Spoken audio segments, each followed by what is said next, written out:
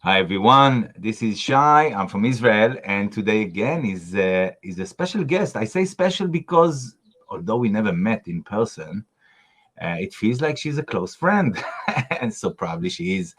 Today I'm again with Alison McDowell, and we'll speak about what you see on the picture. Whose story wins? RAND, cognitive warfare, and an emergent global brain. Hope you enjoy. Please join us and please share this broadcast only if you like. We don't put pressure on you. It's your choice. Let's watch a short clip and we join you shortly. Thank you.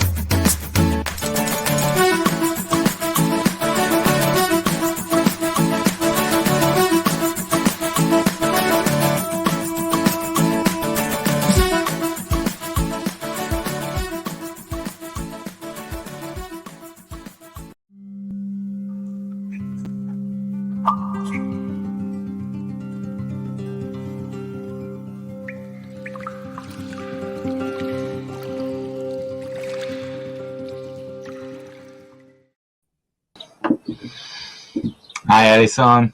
Hi, Shai. How you doing? I'm good. It's good to see you again. And good to see you. Hey, did you like this new intro with the water and the? Yeah, it's all about the water. I know. We know. Well, apart from what they try to do. Yes. So, yes, what you prepared for us today then? Well, so we talked a couple weeks ago and we were like, oh, we should talk more regularly. And in the meantime, I came across a report that was issued in 2020, I believe, by RAND, which is sort of a defense-related think tank here in the United States. And they were asserting something called the transition to what they called noopolitik, from hard and soft power into essentially like information warfare and the management of ideas and the management of narrative, which I've talked about before, but I thought this had an interesting angle on it because it's grounded in this idea of the noosphere, which was something that was sort of developed in the early 20th century. There was an early mathematician, and then it was sort of brought to public awareness by two individuals. One, his name was Teilhard Desjardins, and this other one, his last name was Vernadsky, who's Russian. Desjardins was French. He was a French Jesuit priest, and Vernadsky is a very esteemed Russian scientist. And so they brought out this idea of sort of a thought form over the world, that there's sort of this shared consciousness interface of ideas. And I've been doing work the last couple months on this World Brain Project. And, I highly recommend if people can get their hands on this book. It's a reprint from 1946. And it's not inexpensive because it's hardback, but it's very readable. I have another version by Reiser here that's on cosmic humanism. That's actually much more sciencey and hard. But this one is very easy. And it talks about how in 1946, they imagined that evolution would continue with technology as scientific humanism, and we would all unite as a global brain. But like a techno brain, right? And so I think Desjardins had actually spent time doing anthropology in China, and he was part of the group that discovered the Peking man. And so, I don't know what, he was a Jesuit in China, but I'm sure cultures have always understood that there's a consciousness, there's a collective consciousness, but now through advances in frequency, there are people who want to sort of insert themselves and manage how you access that collective consciousness, and then use their tools through like radio eugenics really to try to force us into a new evolutionary stage, which I don't know that they'll not necessarily accomplish, but I think that there's grave harm, and it sort of is behind a lot of the policy measures that we're seeing now in terms of the technocracy, the scientific management of society through biotech and blockchain identity and these other things. It's like you wouldn't really think it would go back to a global brain from 1946, but apparently so, right? So I'm going to try to like make this link between this document from 2020, and actually they had talked about that there was an earlier document done in 1999. So really they've been thinking about this for well over 20 years to how they would lay out information warfare, right? And this is the world we're navigating. And so we're trying to kind of, I guess, connect together, because how would we have connected, right, without like a legitimate noosphere? I mean, there are people who are finding each other. And so their challenge is like, how do we spin people out and create separation and division so that people, the other scenario doesn't manifest and the one that they hope to accomplish does. So. I just before we joined this podcast, I watched a short clip with General Flynn, who speaks actually about the use of 18 gigahertz in the 5G network to stimulate certain nanolipids that were inside the injections to create whatever. I don't want to go into the names, but basically just to reinforce what you just said, the use of radio frequency, in order to manipulate reality, basically. I mean, to change human behavior. I mean, I don't even go into harming people, just change or influence or manipulate human behavior in order to go in the direction that they would like to see, happening. This is one thing. And the second thing is that I wanted to say it in the beginning. I'm almost impatient and obviously curious to learn something new today, because the stuff you sent me that you are going to speak about, it was new for me as well, although not totally new, but fairly new. So I'm all impatient and okay, well, we can keep going. Yeah, that's sort of the context is, whose story wins? That's the title of this 2020 report.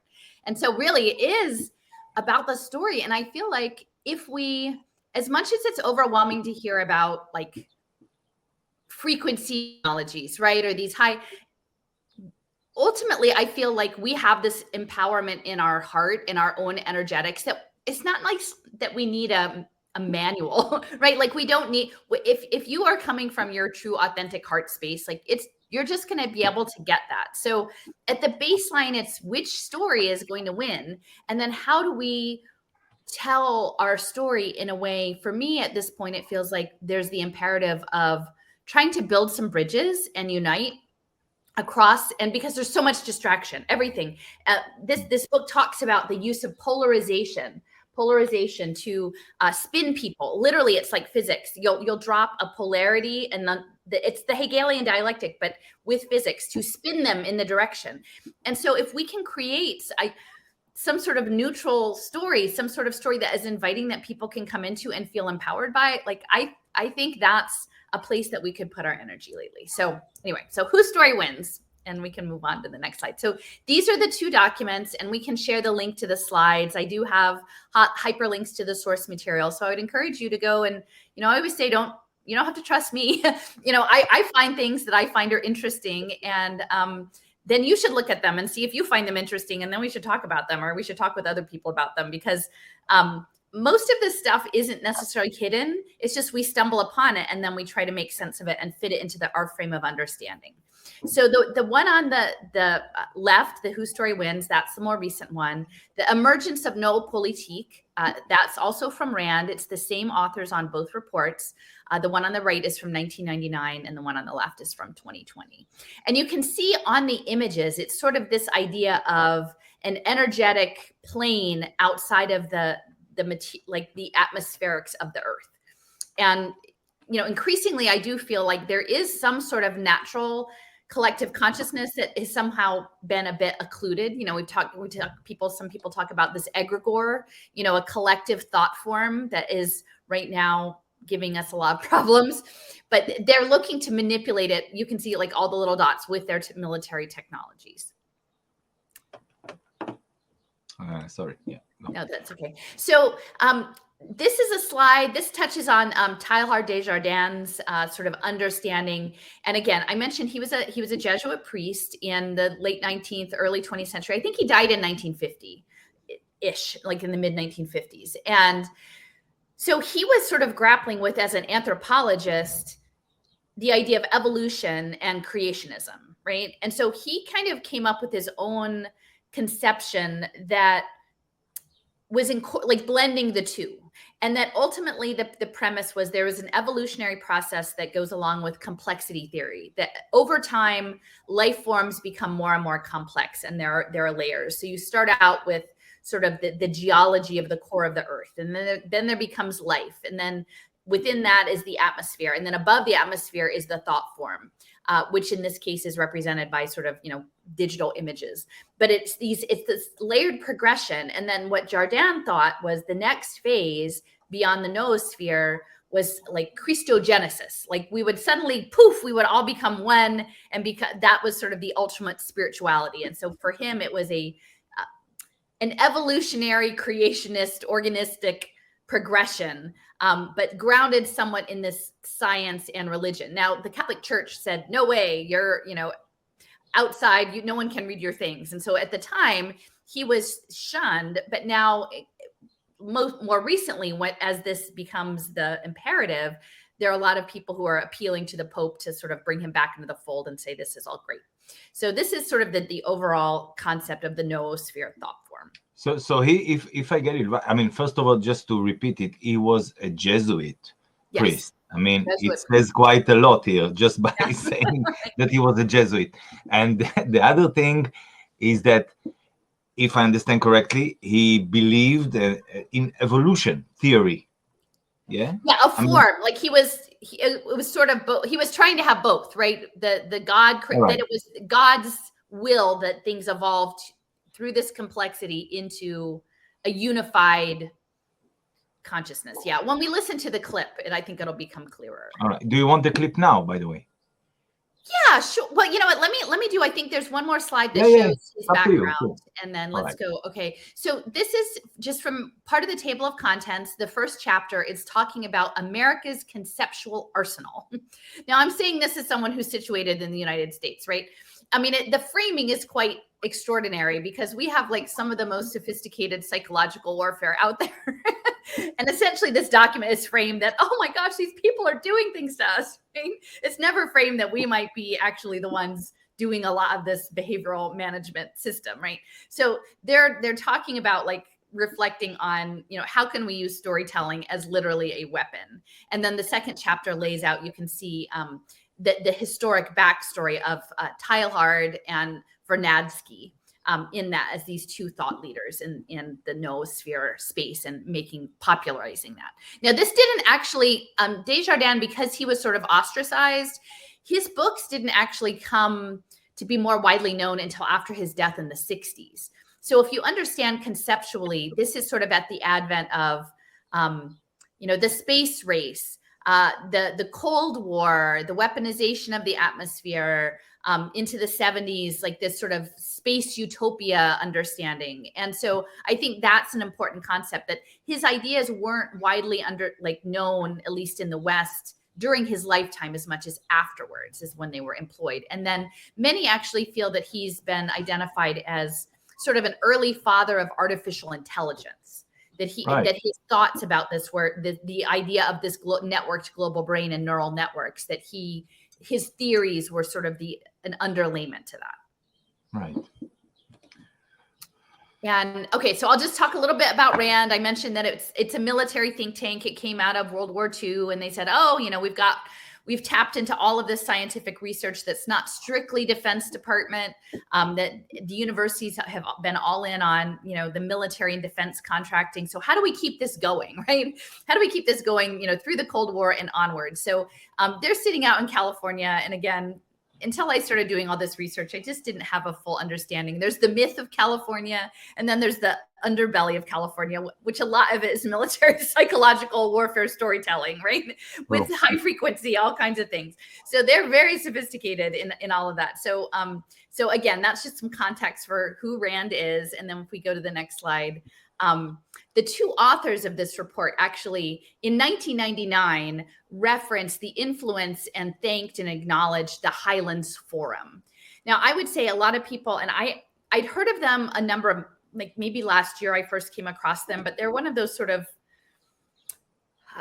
groups that is not well known. And it's sort of a ad hoc think tank for the Pentagon and Defense Department. And again, this is in Carmel, California, the Carmel Highlands area. And it was started in the mid-1990s. And so as cloud computing got underway, they knew that there was going to be this new hybrid sort of warfare going on. It really was information management. And so they gathered at this guy O'Neill's brother-in-law's house in Carmel, California, and they had this meeting and they said, this is great, we should do this more often. And so they went to get their organization set up, and they said, well, don't call it a group. If you call it a group, then you're subject to oversight. So that, okay, it's not a group now, even though it says it will be a forum. Will be a forum. So this is actually an interesting link if you go to this slide, because this is like a 30-page report for Harvard. And they're like, how did you do all of this? But it's very important to understand that this noosphere document is coming out of a sort of psychological operations, hybrid, academic, think tank, military context. Because it sounds really super sweet and nice that they just want to protect the commons and work for the common good. But you need to know where it's emerging from. So I've been making some maps with this other software program, so who knows how long it's going to last, because I think it's fun to buy Hewlett Packard, right, Shai? And just to add just one sentence, over the last, 12, 13 years, I've been learning quite a lot about aspects of the military-industrial complex from the States. But obviously, I know today it's not just in the States, and it's not originated in the States, although we see a lot of it coming out of the States. And the term itself, military-industrial complex, is belongs to the US, basically. But really, what I'm learning is that it's a giant octopus. And what I see that you do, Alison, in your brilliant way, and anyway, I won't go into saying how great you are, because that's what I think. I'm just saying, with your specific way of thinking and picking details and connecting dots, what I learned from you is how, or I see more aspects of the military-industrial complex, how it comes into our civilian life, all right? Yeah. Whether it's the school system, the education system, whether it's the food system we have, or the industrial food we have, whether it's our air, water, and obviously economical system, the social impact and stuff like that. So, thank you for that. And I want to say this for the listeners and the viewers, because stuff I've been learning 12 years ago, now I see it more clearly. A lot of it's also thanks to your work. So thank you. Go on.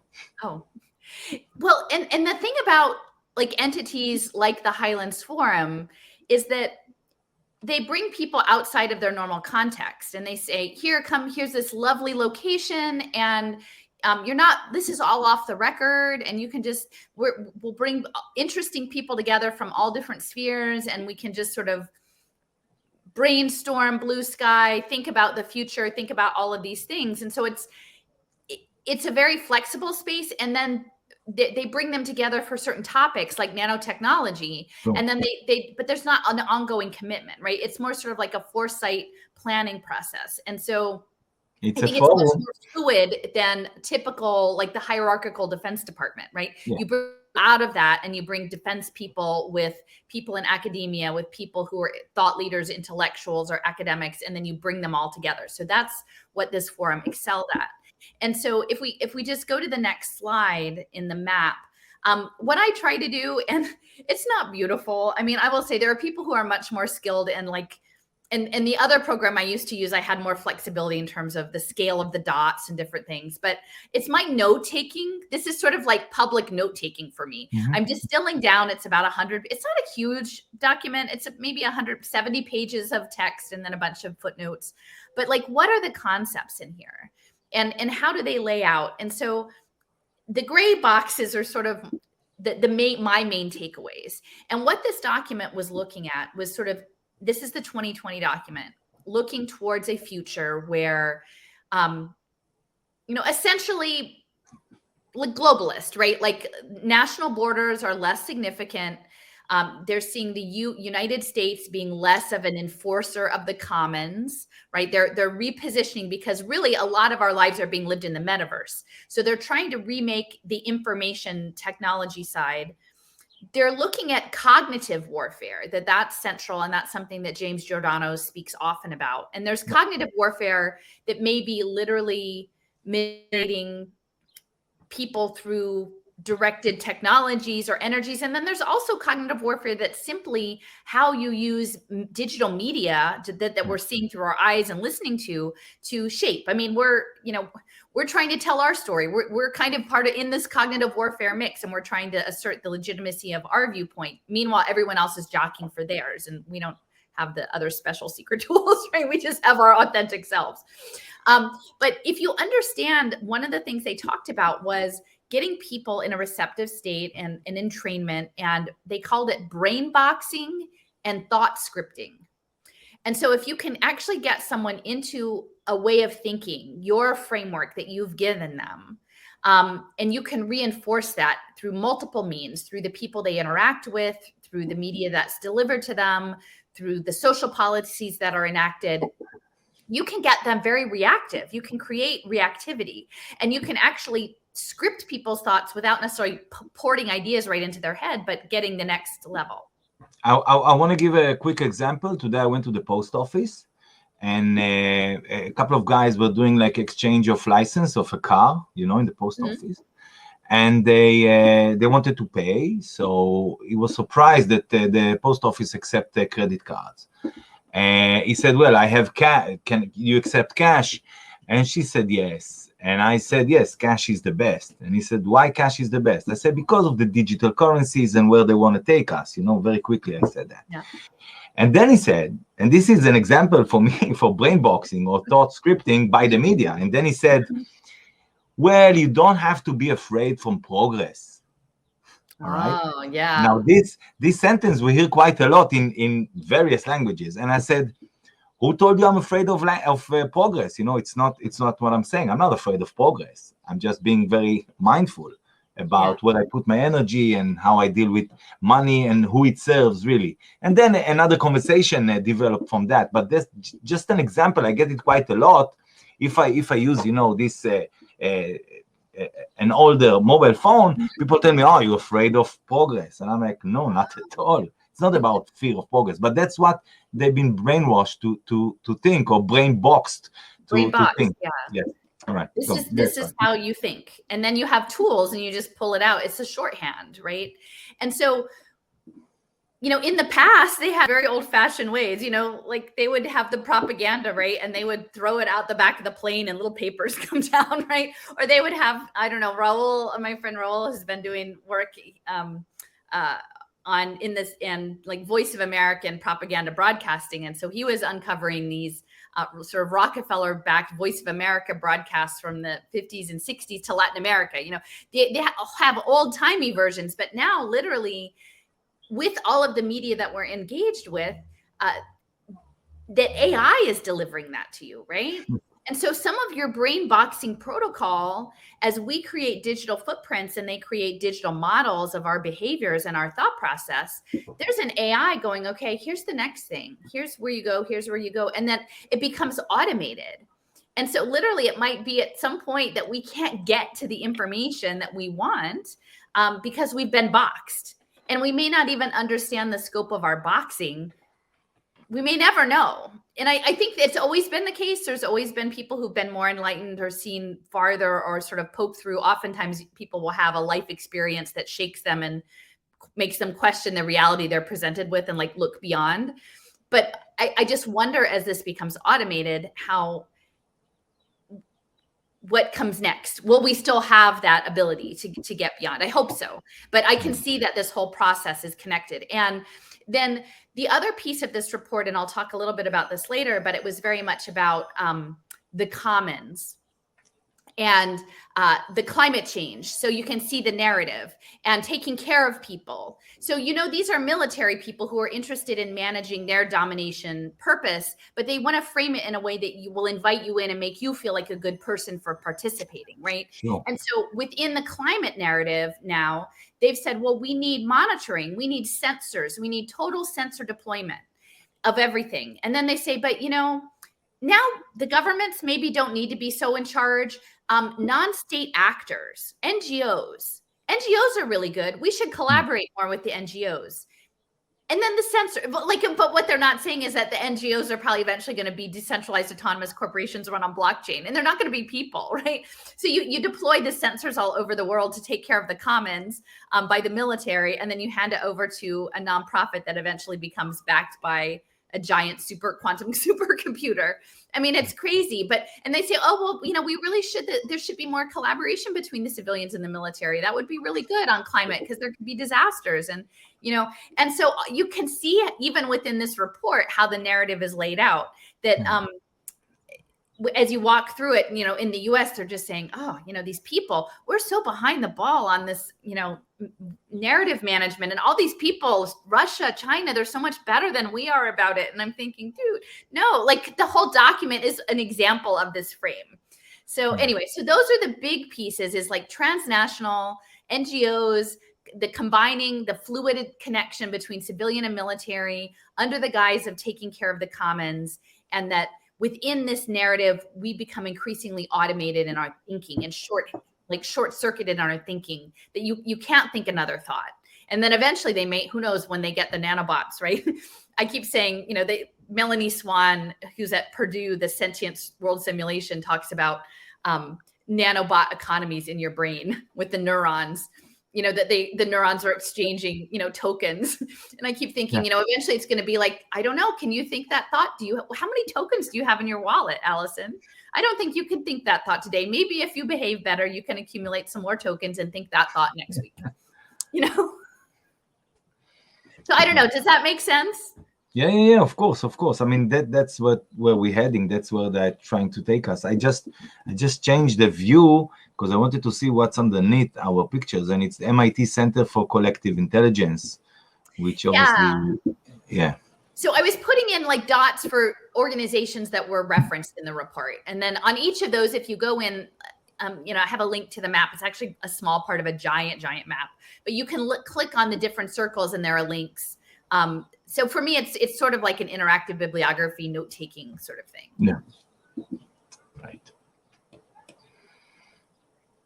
So, I had mentioned they know that the future is interconnected, right? Like you and I are interconnected. There have been a time when regular people would never be able to talk and compare experiences and discuss future potentials, right? But they knew this was coming in 1995. And so they were working out foresight strategies and saying, this is at Highland again, so in California, what happens in a globally networked world? Like, who's going to control that thing, right? Non-state actors are a threat, right? Because really their future of imagined warfare is hybrid and decentralized, right? And digital is digital. And it's not just digital in terms of hacking, right? Like cyber warfare in the way that we're trained to think of cyber warfare. Literally, it is whose story wins, right? What if people go out there and tell a story that undermines our story? And then that can't happen, right? And so how do we combat this? So they were already thinking about it in the 90s as the cloud-based computing happened, that how to get the intelligence, how to manage cultures. And, you know, I've been reading lately more science fiction books. And if you look at that, I mean, they're the ones who often really lay everything out in advance. And True. this idea of like interest groups, I can't remember the exact name, but like people who share common interests globally. And then you gather, and these interests, that those become even more important in some ways, your identity and the people that you have things in common with around the world, than your national identity, right? And so how do they weigh that into the factor of controlling future progress towards convergence, which is what Desjardins is doing. So they've been thinking about this for a long time. I just remind you that there's two clips. I don't know when you want to play them. All right. Okay. I think once I get to Talhard, I think I have a picture of Talhard coming up. All right. This is sort of background. So, okay. So these are just a couple of science fiction books that really talk about global collaboration and organizing and communications and long distance relationships through digital media. And so I think, you know, I would suggest both of these are really useful. Cory Doctorow, I mean, he had ties to like Boeing Institute for the Future. So he's probably got some inside intel on all of this. He has a couple other books about Little Brother and propaganda. But Neil Stephenson actually worked for Magic Leap Virtual Reality. His parents were high-level scientists in Fort Meade, Maryland, which is the NSA territory. And this book, The Diamond Age, actually is in it was written in the mid-90s, but is about a girl being tutored through what is essentially an iPad in 1995. And this relationship that the woman who becomes her essentially digital mother is in the West Coast of the US, and she's in China, and like how that relationship works. So they've already been figuring out how these international, transnational connections need to be managed. I want to share something with you, Alison, and that's a big compliment to you and your work. And I want the audience to know this, because let's say a year and a half ago, maybe, is the first time we spoke, and we did this 4 hours long presentation that you showed us. And you didn't know what you were in for. What? You didn't know what you were in for when you asked. No, it was amazing. It was really such a good presentation. And after that, you know what? No, I say differently. In the last, I don't know, 5 weeks, 6 weeks or so, what I've been seeing, and I have friends who obviously they are with me on the same page, with you on the same page. So they've been sending me stuff from Israel, from universities, from government offices, from Israeli startups. All right. Yeah. So in the economical arena, in the government arena, in the education arena, what I see is more and more advertisements for social impact stuff, whatever, for educating kids in kindergarten, programming. All right. And I know you've been talking about it. I know. So I want to share with you, and that's, again, it's a big compliment for you and your work. And I want the audience to know that what you've said that's going to come, and you said it just a year and a half ago, so is actually coming very fast. Because the way I explain it in Hebrew to my audience is that, you see, more people have no work, or they have less than before. So they are pushed by the government, by new offers, whether it's, again, working scenarios or learning for the future. My children, I want my children to succeed, so they need to learn not how to be a good doctor or a good lawyer or whatever was prestigious back then, but programming, high tech, learning computer languages, learning cyber skills, etc. And I see more and more advertisements in Israel about that. So it's definitely happening. I mean, there's a strong push for the population to go towards this area of social, a lot of advertisements for impact, a lot. And I've been, almost every broadcast I've been doing in the last 1 month, I say social impact is a trap. All right, impact investment is a trap. Almost every broadcast, and obviously my audience, they are quite aware of that. And I hope that it's kind of reaching also some other audiences that are not aware of that. Because again, people they feel stressed, they have less than before, so they kind of look to the future, and what they see is that the future is digital, is cyber, is social impact, because this is what they're presented with. So thank you for these warnings and for in advance. I wish I was wrong. I wish this wasn't happening. I mean, that's the thing.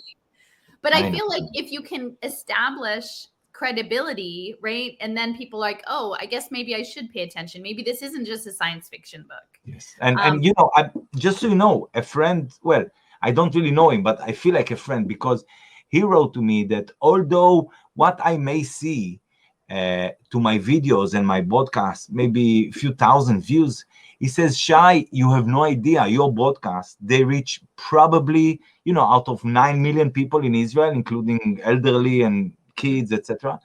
Probably you reach 1 million people with your information.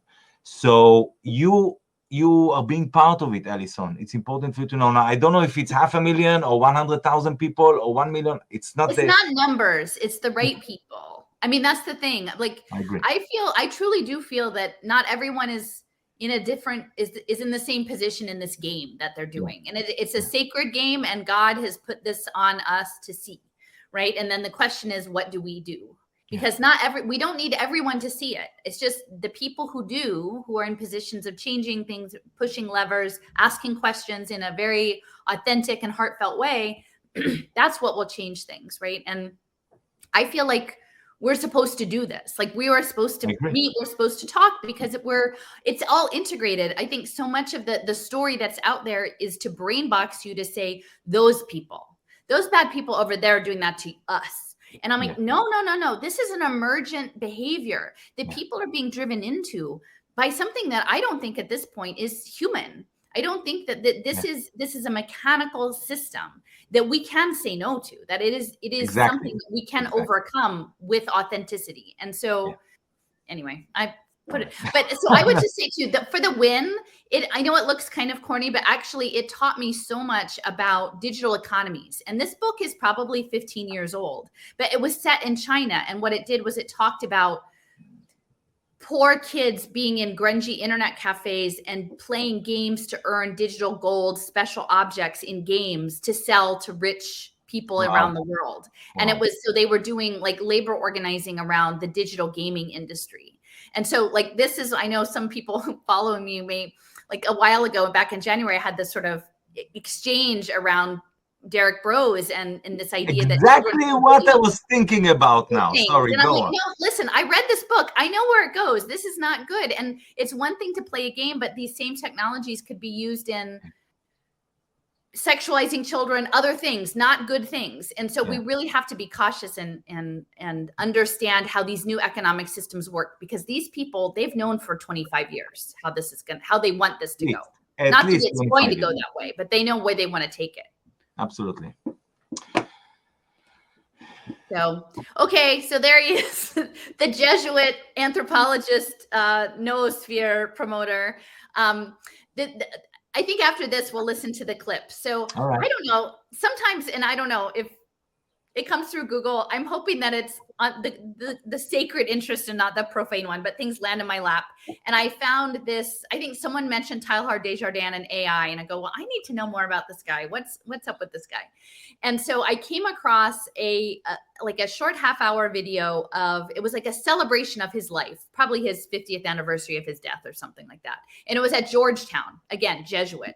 Much of the impact investing, and again, it's not an either or, it's a both and, right? So in the way that Ronald Cohen and the Tikkun Olam is being sucked into impact investing, in that affects here as well. But the Jesuit schools very much so are very highly involved in social impact. And so I didn't understand this at the time, but you keep adding new pieces. Many of the schools, the social impact finance deals in Santa Clara County, California, came out of Santa Clara University, which is Jesuit, and Gavin Newsom, the governor of California, is an alumnus of that school. Gonzaga in Washington State, another big one. Georgetown, really big, at the top of the heap. And so the Jesuits are very much involved in the impact space. And so this woman, Ilia Delio, who actually I think is an adjunct to Villanova, which isn't Jesuit, but is Catholic affiliated in some way. and that's outside of Philly.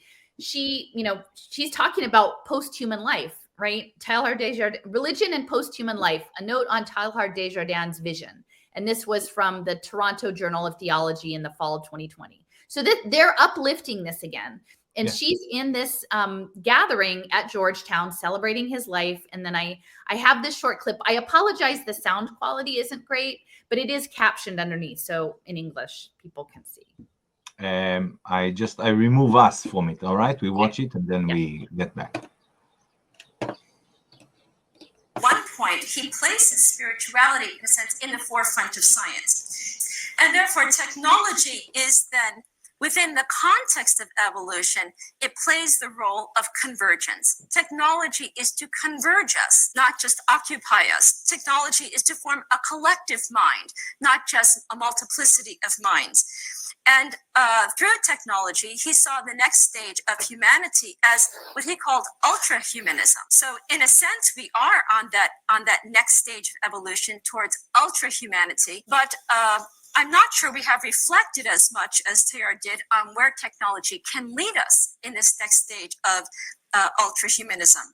He thought that a shared consciousness, the level of noogenesis, could usher in a new type of interthinking human with new possibilities for evolving life on the planet. So in terms of ecology, it wasn't, I think, he would see technology, in a sense, advancing the ecological interconnectivity. So that technology placed in the context of evolution is that through technology, we move to more being, more consciousness, a deepening of love, a deepening of heart and mind. And in that new collective consciousness, he thought that we, in a sense, could rise to a new level of heart, a new soul, that perhaps even the world soul, you might say, retrieved through the computer. So Teilhard is and was, and I think he's still alive in this room in some ways, a very insightful and one step ahead of the game type of thinker. He also saw that with technology and the noosphere, with this deepening of love, the deepening of mind, he saw then the emergence of Christ. In other words, the technology can link us and link world religions, help us converge to harness these spiritual energies that Kathy mentioned at the end. For the forward movement, not of just humankind, but of the whole Earth community, what he called planetization, moving towards this globalized mind, a globalized heart for the rise of the Christ or the cosmic person.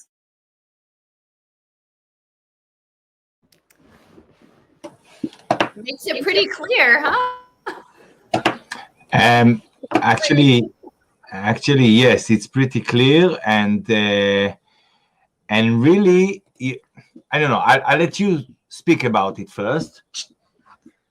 I have a couple of things to say about it, but I'll let you. I know you brought up this clip. Well, I mean, I think it sums up the things that I've been talking about. Essentially, they imagine that technology is a tool of evolution and that it will be a unifying, but it's through technology. And so to me, actually, the technology is the disconnect from the real world, the material world, and the transition into another electrical energetic system. And if, for me, what's such an imperative is that to understand that the underpinnings, at least of like cloud computing in the US, was a military project. Like, I don't feel like God would have us, if that was our destiny to evolve into some other thing, would be like, here, we'll go to war with natural life. That'll be great. You know, like, I just don't feel like that's what it would be. And then if everybody clearly understood what the origins of these technologies were, they would question it more, you know, or have a more robust understanding of it as simply progress. It maybe it's progress, but it feels like domestication to me. It feels like we're actually being reduced into this digital space and abandoning the breadth of what natural life has to offer. I want to add like a different angle, and it all fits together. I mean, it's like it's out of context, but it's all in the same context still. this way of double speak, all right, like she said, and we see it quite a lot. It's for your own safety, for your own security, etc. And actually, it goes against our safety and against our security or health. So this way of double speak is very Luciferian in essence. I mean, all their books and all the way they put things out, information out, and they call the darkness, they call it light, etc. So when they say Christ, they mean Antichrist, all right? In that sense, in these ideas, as an idea, they mean exactly the opposite. This is one thing. The second thing, which again, it goes hand in hand with this, I don't know, satanic cult or Luciferianism or whatever. This woman who spoke, some of us may think, hey, hang on, she looks like a man. And this, again, I know it's not part of your presentation, but I have to say it because it's all connected. And those forces behind the scenes who are pulling the strings and putting this new way of thinking or putting our thoughts in boxes and teaching us how to think, they like to play these roles of man and woman, or male and female, and to take maybe young girls and turn them into boys, and take young boys and turn them into girls. And I won't be surprised if this woman once used to be a boy, but this is just my mind, and this is just an assumption. I have no proof for that, but there's many examples in our modern days to what I just said. It's not to say that she's totally... I would just say, like, somebody once commented, like, had a comment like that about me. No so I'm way. very cautious about, like, sometimes things just spin in that way. I would say, I mean, I think she's a member of one of the orders. I can't remember which one. I don't think she's Jesuit. I think, is that just guys? I mean, she's a plain person. I guess what I would say is just taking at that word and understanding the context of that being in Georgetown, which is a school of global influence, of global diplomatic relations, that's very connected to the impact space. And I'll have a connection there. But again, what is the role of technology? And for them, the role of technology is to get to the global brain. I mean, this is, and they've talked about it, and they've talked about it the way Reiser, even though his background, he was a chair of philosophy at Pitt. It is, like, he speaks about it as physics. And I feel like, especially when we look backwards, I think some of it is esoterics. It's physics, it's high level physics, but you remember the last conversation we had about the golem, right? And the supercomputer, that there is this intersection between the hermeticism and high technologies and enchantments that are going on. And yeah, so she's telling a story about, like, we're all going to have a world soul and love through technology. But honestly, her delivery isn't that compelling, in my opinion. Yeah. Can you show us, just hold the book for a second in front of the camera? So it's called The World Sensorium, The Social Embryology of World Federation. I've been reading, I've been marking it all up. I've been, the last blog post that I have at Wrench in the Gears, I talk about that a little bit, but it's very clear. So the question is, again, they have an agenda, and then people are leaders in the field, and then they mentor others, and then those people come up behind, and then they add on, and no one stops to question where it came from or where it's going.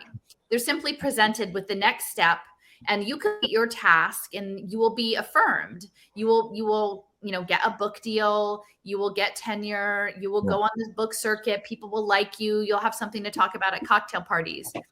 And the challenge is one, if you like flip to the choose your own adventure page that nobody else has, and you see a different reality, then suddenly you're booted out of society. And that's the thing that I think has been very shocking for me the past 2 years is, I've been booted out of proper society because my understanding of the world is so fundamentally different. but it's not different in a partisan way. It's not like I switched from like, oh, you used to be this, but now you're that. It's not, but it's simply I've stepped out of the whole thing. And when you step out of the whole narrative, they don't know what to do with you. And they really don't. And they go, could you please just not say anything? Because we don't know how to deal with you. The stuff you talk about isn't in any of the stuff we interact with. So we just don't even know what to say.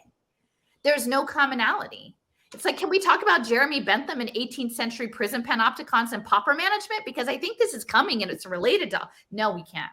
We can only talk about these 3 things that the media has said we're allowed to talk about. That's the story now, Allison. No Jeremy Bentham, off the table. I mean, not exactly, but, and it's said in a loving way. I don't think it's just literally, we don't have a society that's flexible enough to deal with all the possible stories. Yeah. And that's by design. Excellent. So this is a diagram of him showing the rise of complexity over time. And remember at the beginning we had like the geosphere, the biosphere, the atmosphere, the noosphere. It's sort of that similarity that there's creation and then life becomes more complex. And then his assertion, this is Teilhard de Chardin, is that we hit Christogenesis and the omega point. That's what he talks about, this omega point of convergence. And so I would assert when you are looking for words, just like impact, that look at convergence now. Because I think if you understand convergence has this deeper meaning of a technological unification, perhaps non-consensual, then you will see it differently. So this is just talking about the omega point is one of the key elements. And again, you can see that it's not necessarily dissimilar from a lot of New Age things too. Like we are ascending, we are doing this. Like don't worry about now. Like we will get to this thing. There's a similar aspect, and again, people need to be mindful of. Everyone is on their own soul journey and their own trajectory, but are you fitting it within an apparatus, within a construct? Whose is it and who's running it? Because I would say you don't want the Highlands Forum, DARPA, RAND thought box of ascension.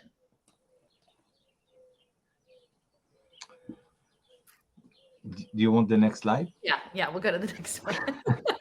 Okay, so we already did this one. This is her. Okay. Yeah. And this is just to reemphasize. So Georgetown, in addition to hosting that event and having its whole, like a big social impact center, they also in 2019 launched a program with about 25 or 30 very high level United States universities called the University Network for Public Interest Technology. And so how they will get you into this Christogenesis technological unification is that they will increasingly manage your material self and then use your material self and mirror it into these digital twins, right? Through the sensor networks, through the Internet of Bodies, through the smart city intersections. And then all of that will further refine your digital twin and create the points of convergence, which will be linked through blockchain identity.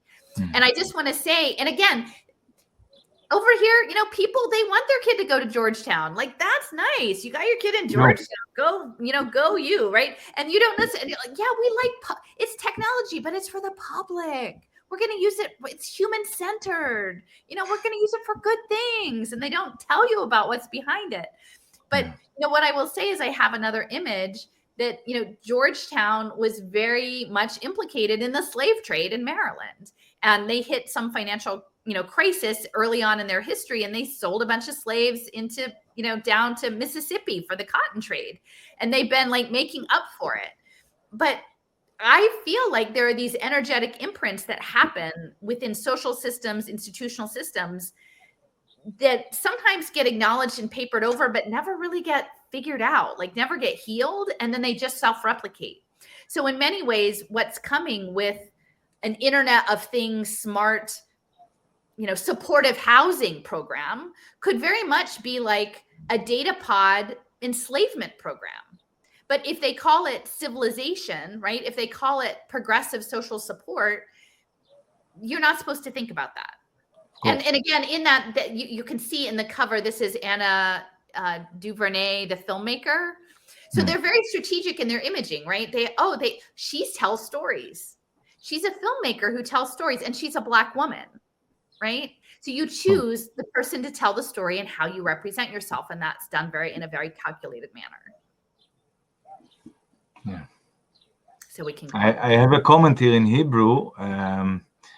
He says that's exactly the problem. Most people, they don't care about the process that is happening. They don't mind to be a slave as long as their stomach is full. Yeah. And I think it's more complicated than that, and that's why they present us with so many ways into their narrative, because it's more complex than just, all right, my stomach is full, so I don't want to be a slave. It's not like that, but thanks for the comment. Yeah. I mean, I think, like I said before, not everybody is strong enough to walk into this story. And I'm not saying it because somehow I'm better, or I think our minds are shaped a certain way to be able to do it, and to have, some of us have the material resources to spend the time to find it, right? Yeah. And so it's not everybody, and I don't necessarily judge those who can't. My family can't walk into the story. I wrote that in my thing. I said, I hope one day they can come in and understand why I'm doing what I'm doing, but I don't disdain them for it, because I don't think they can. I really don't think that they're built to do this. Some of us are built to do it, and so we do it, right? And we have to do it, honestly. Like, I mean, my kid said, you chose this. I'm like, I don't know, but I feel like I can't walk away. When the end game literally is to say all of natural life on the planet is converged into a digital vortex, underwritten by the military industrial complex and global finance, under the guise of sacred ritual and collective care. Like, how, there's a lot of things I can maybe let go, right? But that seems to be the one, like, and by 2050 we'll all live as cyborgs. Like, no, the children can't say that that's okay. Exactly. No one is informed. So I'm with you on that. It's like, I cannot help it but do what feels right to do, and it's at least to learn about these things and let others know about them, because at least warn others. Yeah. And at least makes sense, because people have asked me, they said, it's a lot, but now I understand how the pieces, I had these pieces and those pieces, but they didn't quite fit. And it takes time, but and there's things I didn't know. I only learned about the world brain in January, right? And so that, okay, it gets clearer. I can see that now, right? And so the alpha and omega points. Yeah, the omega point. So that's from matter to spirit, right? The collective soul. That's what they're talking about, is the convergence. That's really only the main point of that. Yeah. And again, early on when I was doing my education work, because that's the door I came in, there was an organization that was going to reimagine education, and it was going to be the answer. Right now, I think many people are still navigating the destruction of the educational system. I mean, it's globally. They're destroying it to rebuild it the way they want to rebuild it.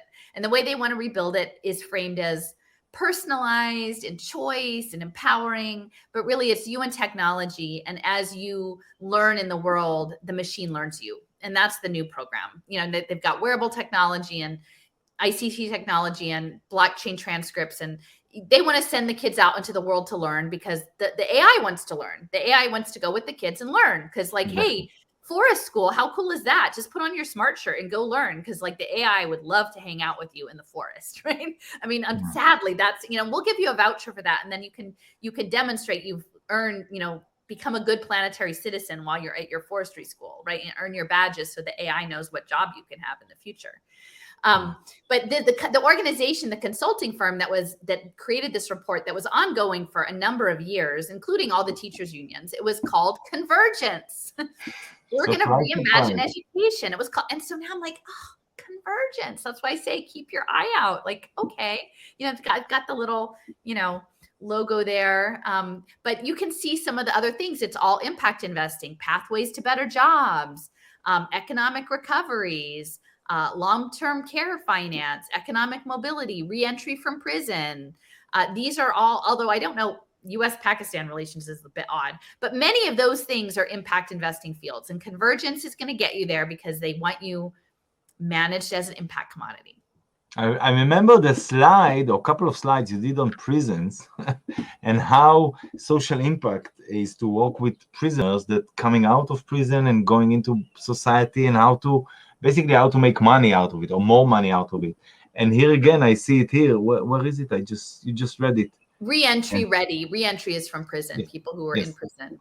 Yeah, and I just was working on a big map yesterday in California. And what's so sad is if you put pay for success in quotes next to any social program, now these days it's going to come up. So they were doing sentencing reform. Oh, pay for success can pay for that. Bail reform. Oh, pay for success. Oh, re-entry, wraparound services, education for prisoners, all of it. And so they've essentially remade the business model of the prison industrial complex, which again, the US has the highest number of people incarcerated. It's a labor management program. Yeah. It's a racialized, class-based labor management program is what the prisons are. But now they have a new model because they can track you wherever you are. So they can send you out of the prison because they'd really rather not manage prisons anyway. If they can make your house the prison. Exactly. Just, yeah. I mean, it's you say labor management, but actually it's slavery. I mean, we just we're not used to call it that way, but that's what it is. A more modern slavery. Yeah. Let's see. So the other piece about Desjardins was, and I've been dealing with this a lot lately, or trying to surface it, both in some podcasts I did with What's Left on conditional cash transfers in Mexico being the test bed for this programmable money assistance, and also with my friend Zakia about eugenics. So this convergence, like, it's not respective of diverse cultures. Like, they literally say, we are going to meld everything. The evolutionary imperative in this paradigm that they're advancing is that there are no distinct cultures, there's no distinct language, there's no distinct religion, there's no distinct foods. All of it just becomes into the vortex, right? And, I do feel very strongly, based on my research and what I've seen, that the metaverse, they specifically would like Black and brown girls and women to build this. Like, they want everyone to build it, but I think there's an inversion. The fact that the first large-scale digital deployment of digital ID was in Ethiopia, and they're very much about women in STEM and Black girls in STEM because they can make that impact markets. But then also it's, I think, a full disconnect. Africa and India specifically going after for these impact markets. And there's a eugenic component. Like, when the point converges, it's probably, I keep saying, it's like not going to be people who've been enslaved over all these years. It's going to be something else. That's how they imagine it. And I'm, again. So Desjardins had quite a bit of eugenics thinking. I mean, he was friends with Julian Huxley. He's talking about, darn it, we need a scientific management of reproduction. Like, we should have optimum reproduction, then maximum, and separate sexuality in that, which speaks to what you mentioned earlier. And then we should try everything right to the end, even the matter of human biology. And so the podcast that I did with Zakia had two clips. One was from Dominic Cummings, who was an advisor to Boris Johnson, who's a straight up, he speaks very openly about, like, your education should be personalized to your genomics. And it was at a hearing where they were setting up their sort of DARPA program. And there was a Black woman who was an elected official who asked him, she just said, do you think eugenics is a science and should it be funded? And of course, the first thing he says was, well, I mean by eugenics, but synthetic biology is great and really important because, COVID. And so this was just this short thing. Say again, COVID, right? Essentially, he said, I don't know what you mean by eugenics, but that synthetic biology stuff is really important, and England really leads in all of that. And it was so important during the pandemic. And then she didn't push really hard after that, but it was opened up. And then I had a clip of a man, his name is David Rue, who is a venture capitalist. I want to say Silver Lake. Don't quote me on that. I think it's Silver Lake. David Roux, and he's connected to Jackson Laboratories in Maine. That goes back to the 30s. It was a mouse lab, and they were doing all sorts of eugenic stuff. And now they have an expansion into Connecticut. And he said, yeah, we're going to change the human germline. And, instead of fixing you with gene editing after you're born, we're just going to have a managed human breeding program in Petri, IVF. And they're looking at putting fertilized eggs on blockchain, eggs chain, evidently. And so these markets are already happening. I mean, the stuff that's happening here with Roe versus Wade, and everyone is so up in arms. And I'm like, guys, you're being managed, because the future of reproduction as they understand it is an app, is biotechnology in every woman of a reproduction age. And they will have nanotechnology reporting on you all the time. And they will decide. I mean, why did Gates and he develop remote birth control? There will be no clinics, because it will be, at scale. I mean, it'll be biochemical. It'll be in your house. It's very, none of this makes me happy, but what I'm saying is frustrating, because I can simply see how people are being thought boxed, brain boxed into a certain way. And as long as they're brain boxed in the way they understood it before, they can get away with whatever they want. Yeah, exactly. That what David Rue was saying about changing the germline with managed human breeding. And this is 2018 that he was saying this, has everything to do with this quote.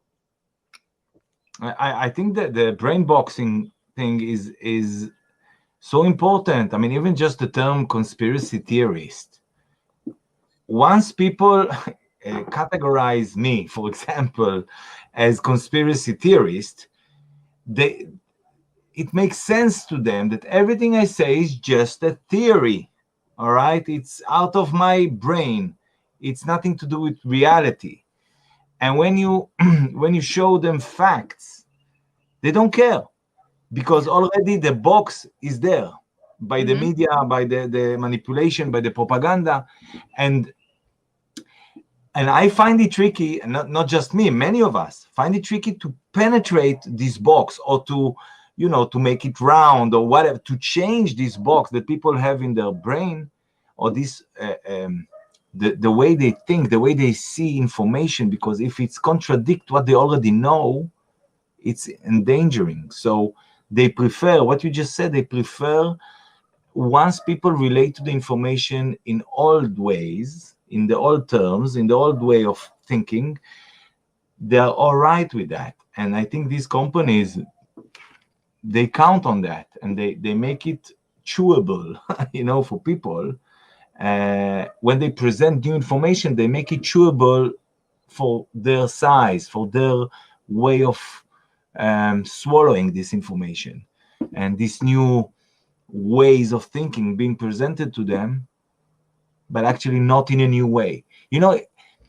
What I said before about the advertisements I see now, most of the advertisements have words which I don't understand. All sorts of initials and ICG, TSG, PGP, MAPA. I don't understand what it says, but they still encouraging people. What? It's imprinting. I mean, it is imprinting on your consciousness. Yes, and it's through the eyes, and you get it inside, and then you are promised, I don't know, a sponsorship or whatever, and then this is the future, this is progress, and people are like inclined to do it, but I bet they also don't understand half of the words on this advertisement, and it's becoming like less and less human. It's like the wording is tricky. I don't know how to relate to an advertisement or to some words I see. I don't know what they mean. And I bet for others it's the same, but they are going there because this is the propaganda and it makes sense to them. Although they don't understand most of it, it makes sense to them to follow this line because it's a continuous of what they previously thought. And it comes from the same source and they rely on this source, etc. And it's really important to see this, to differentiate and to see that this is what they're doing to us. It's like a split in reality, I don't know. Tricky. It is tricky. Well, I keep trying to get out ahead a bit. And so that, like you said, with the impact stuff, if there are things that they want everyone to talk about on both sides, like even resistance or not, and then like they drop something and the people reaffirm their position. The resistance goes, no. But that just reinforces the polarity. And so I try to say, let's talk about things that aren't in the thing. And then eventually it'll catch up and they'll be like, oh yeah, that lady talked about that, right? Yeah, like, exactly. So like, it's not alienated because they don't have a thought box for that yet. And so if you can come up and say, I'm pretty good, like I believe in people. I believe in the goodness of people. I believe if people knew that this, we wouldn't do this. And then it's something that hasn't yet happened. And then it comes along. I've already like created a preparatory thought box to be like, no, I don't think we want to do this. And then it's harder for them to slot everything in. So sure, absolutely. And it happened to me also, well, few times. The most recent one is about polio, right? There was like a polio outbreak in Israel, but actually 6 months ago, I published a video from a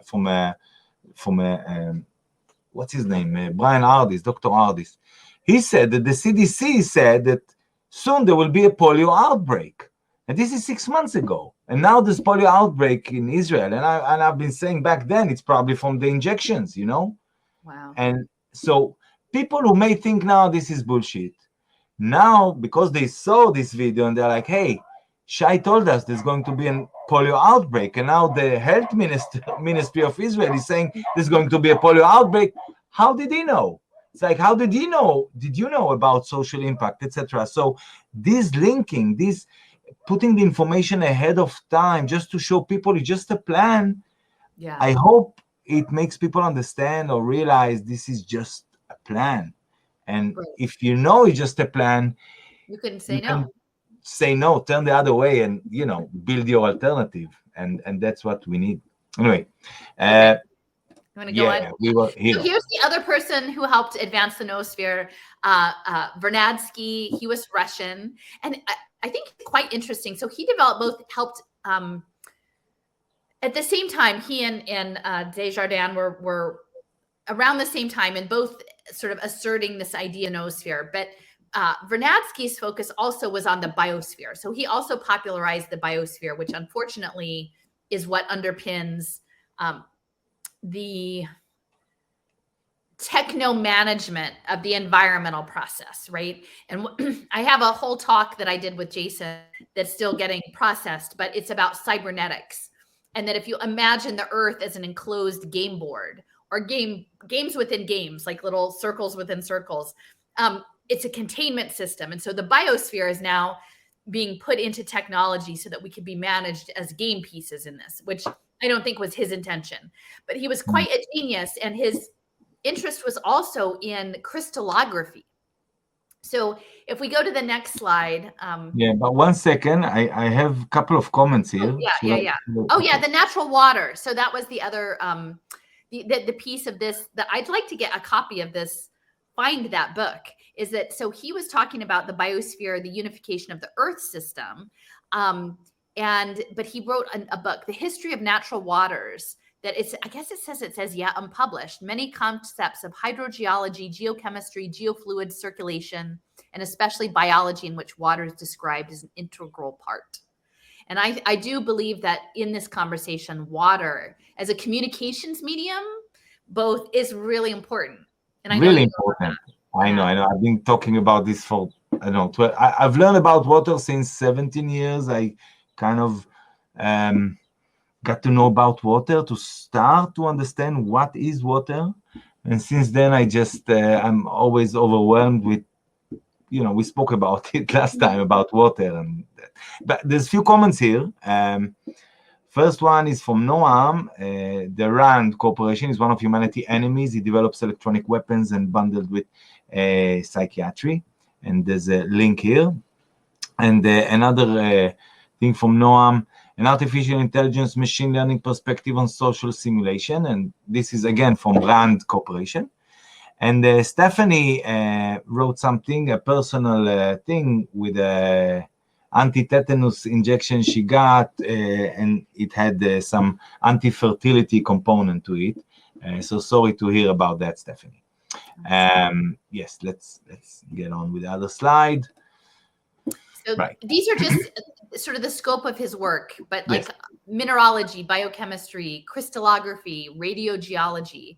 And so within the concept of the World Brain Project that Oliver Reiser was working on, and again, this was also included, it was called the Foundation for Integrated Education, and I'm still pulling the material together on that, but it was, Reiser was working with Julius Stolman, and later it extended to his son, Stephen Stolman. And they were, Julius Stolman was very connected with the creation, like in his circle in New York. He was a Brooklyn lumber merchant in establishing the state of Israel. And his son, Stephen, was on the American board of the Weizmann Institute. So, and they were collaborating with Fritz Kunst, who was the head of theosophy in North America. Wow. And Fritz Kunst is actually, he started off in India with Annie Besant, and then came to the US. So you've got Reiser, like in this book, the Reiser book, you've got he's the philosophy guy. I have a feeling because Pittsburgh is where Carnegie was based, and Andrew Carnegie was a Swedenborgian. So I think there might have been some transcendental stuff going on there. That you've got Reiser, he's working with Stolman, so State of Israel and high technology, Kunst, which is philosophy. They're working with this guy, Petirim Soropkin, who is an applied sociologist at Harvard, who was working, his father was an icon painter, a Russian icon painter. So you've got this mysticism part, and then you've got the chair of this Foundation for Integrated Education. His name was Harry Margenau. I mentioned that last time, but he was the head of the physics department at Yale, and his specialty was physical reality, material reality. So I do feel like, and so what Fritz Kunst and Julius Stolman published a journal, and it's on the Internet Archive. It's quite interesting, called Main Currents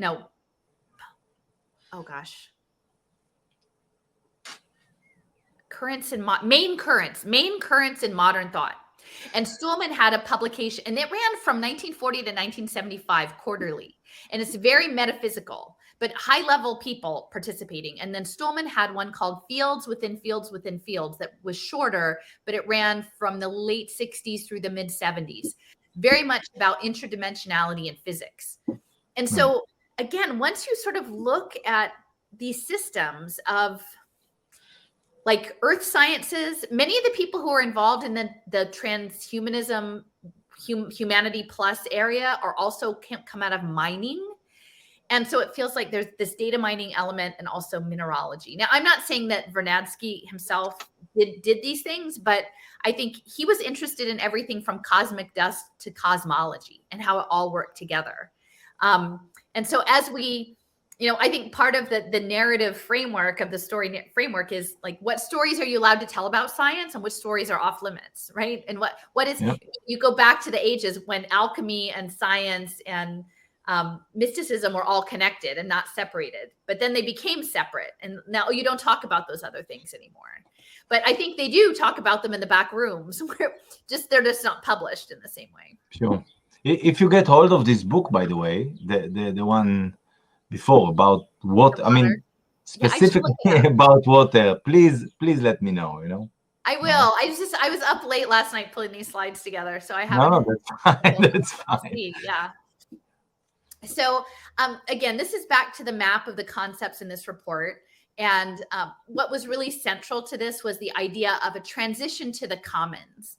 And so this is the narrative framing, right? Like we've had a global economic system that is caused a lot of harm to both the earth and many people of the earth, and concentrated vast wealth in a very small numbers of hands at this point. We're talking the BlackRock, Vanguard, State Street kind of thing. Now now the language is back to commoning, right? And it's tricky because, there's this idea of collectivism. And I think a lot of times in the brain boxing, there is like, oh, that's socialist, that's communist, that's collectivist, that's communitarian. And then people sort of put a label on it and then set it aside. Like, oh, I know what that is. And I'm like, I don't think so, because at this point, the most powerful entities in the world are going to repivot and sell the commons back to the people as like an impact investing opportunity, right? Yeah. We will remedy all of this vast harm we've created by giving you the opportunity to place bets on micro investments with your universal basic income to remedy the harm that we've done. And we will continue to make money on it as you do your digital token transfers in attempting to fix all these problems we've made, right? And that's what, again, the climate, they want to emphasize the climate science, the funds around the carbon trading, that all of the commenting is about impact. The impact is baked into all of this. And it's this narrative of the Anthropocene. The world will end because within the cybernetic construct, millenarianism, the end of the world, is central. I mean, and they've been selling this to people since the 70s. They sold, the world's going to end if you don't do all the things. Well, it didn't actually end. And if the world isn't going to end, they can't make you do all the things that they want you to do. So they have to sell you that the world is ending. And then they're also selling you this panpsychism, like, oh, we're getting to the noosphere. We're converging. We're almost converging. And the world's going to end, but it's going to be all okay because we've traded our tokens and Greta's happy. And so, but the challenging thing is that, how do you tell a different story? Because the world is really messed up. Like, the waters are poisoned. The systems are broken. They need fixing, but a carbon trading apparatus is not going to be the fix that's actually going to get us there. So, and from talking about the omega point and the potential eugenics element, like, who do we have as the face of this transition, right? I mean, and nothing against her as an individual, but the thought leaders, the people you put out in front of these movements that's done with a very specific intention. And, Sweden is clearly also a major leader in all of the high-tech fourth industrial revolution, Internet of Things sensors. Chipping people. Chipping people, yeah. And just to add, Alison, that regarding commons and communism and communitarianism, I mean, on the economical side, it's the social impact, and yes, we can make it better, and you can still grow and progress, and don't worry, we're looking after you, and we save the planet, and blah blah blah, whatever you. On the mindset, whether it's the boxes, the thought boxing we spoke before, but just to change our morality and ideal thinking, this is where I think communitarianism steps in, although it's not about that. But I do see how slowly, drop by drop, they putting the word communitarianism. There's already a word for it in Hebrew, all right? I mean, just so it's a new word. What is it? There's a word for it in Hebrew, and it's all made up. It's bullshit. And it's just to rephrase our brains to accept something new, which is actually really old, and it was wrong back then, and it's going to be probably wrong right now in the near future and in the present. And I'm talking about a new type of communism, which is the greater good. All these ideas is let's save the planet, it's a greater good, and it's all based on a bullshit model of a computer by the Club of Rome done in the 60s. I mean, it's all based on lie, on fake, it's a fraud, and people fall into it because they don't see this broader picture. And I do hope that more people see this broadcast and get a glimpse into at least some of this broader picture. Anyway, I just wanted to add that. Well, and I would say, so it's interesting because we are moving to a model where they want to concentrate people in certain areas. They want to remove people from the wilderness, at least here where we have more land. That is happening. I mean, the challenge is that many of the people who focus on Agenda 21 framing, at least here, they're framing it as those people are doing this to us and breaking up the American way. And I'm like, wait a minute. But actually, in my perspective, the model is what we did to the original people of the Americas and put them on reservations. And now it's like our turn. So it's not something that's coming from the outside. Like, we literally helped build eugenics. We helped build like the internet, the military industrial complex. Like, we were on a lot of these systems. So like, we have to actually come to terms with that at this point, not from just a performative woke standpoint, but just to actually really internalize that, which is a story most people don't want to know. Because once you walk into that store, you realize your cute suburban neighborhood or your cute city street is actually built up of a system that doesn't necessarily have your best interests at heart. And that's a hard place for people to live. Like, I get that most people don't have necessarily the wherewithal to do that every day. Like, I've kind of become a hermit at this point. Not that I think people are specifically out to get me. It's just the world, when you look at it, you have this lens now that's different. And I would say also, Stulman was very much involved in like communal living. And Ben Goertzel with the Sophia the Robot, he and his father Ted, they wrote this 700-page book about the singularity. And, you know, they're positing, do you say kibbutz? I don't like that, like interplanetary, like that's their model. And Stulman had that planned in their book with Irvin Laszlo, Emergent Man, in 1973. There was a guy, Richard Smith, and he said, oh, we're going to have uniboots. It's interplanetary kibbutz. We're all going to just do our mind uploads and like live in outer space. And that's this millenarianism that the Earth is over. We might as well just jettison this whole thing. We've messed it all up and then move on.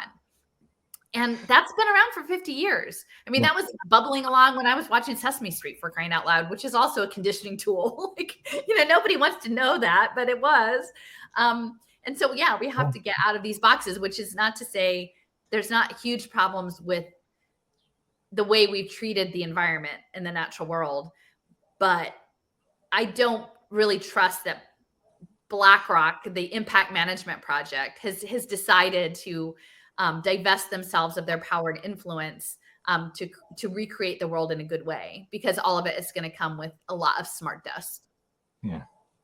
And you know, just to add, 4 years ago, 5 years ago, maybe 4.5 years ago, when I started to share information about the LED smart streetlights and all this infrastructure, even here, I'm talking about my neighborhood, about where I live, all right, which is not a kibbutz. And obviously the kibbutz were a pilot to see how, in Israel, the kibbutz was and still is a pilot to see how they can do it on a larger scale. But anyway, when I kind of let people know about the LED streetlights and their real purpose as a digital ghetto or whatever I call it now, there was, you know, I did a presentation here to the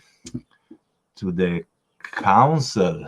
It's not a council, it's just neighbors here, but they sit in the council, you know, and there were maybe 4 or 5 people. And then I went to the larger council for the whole area and I did the same.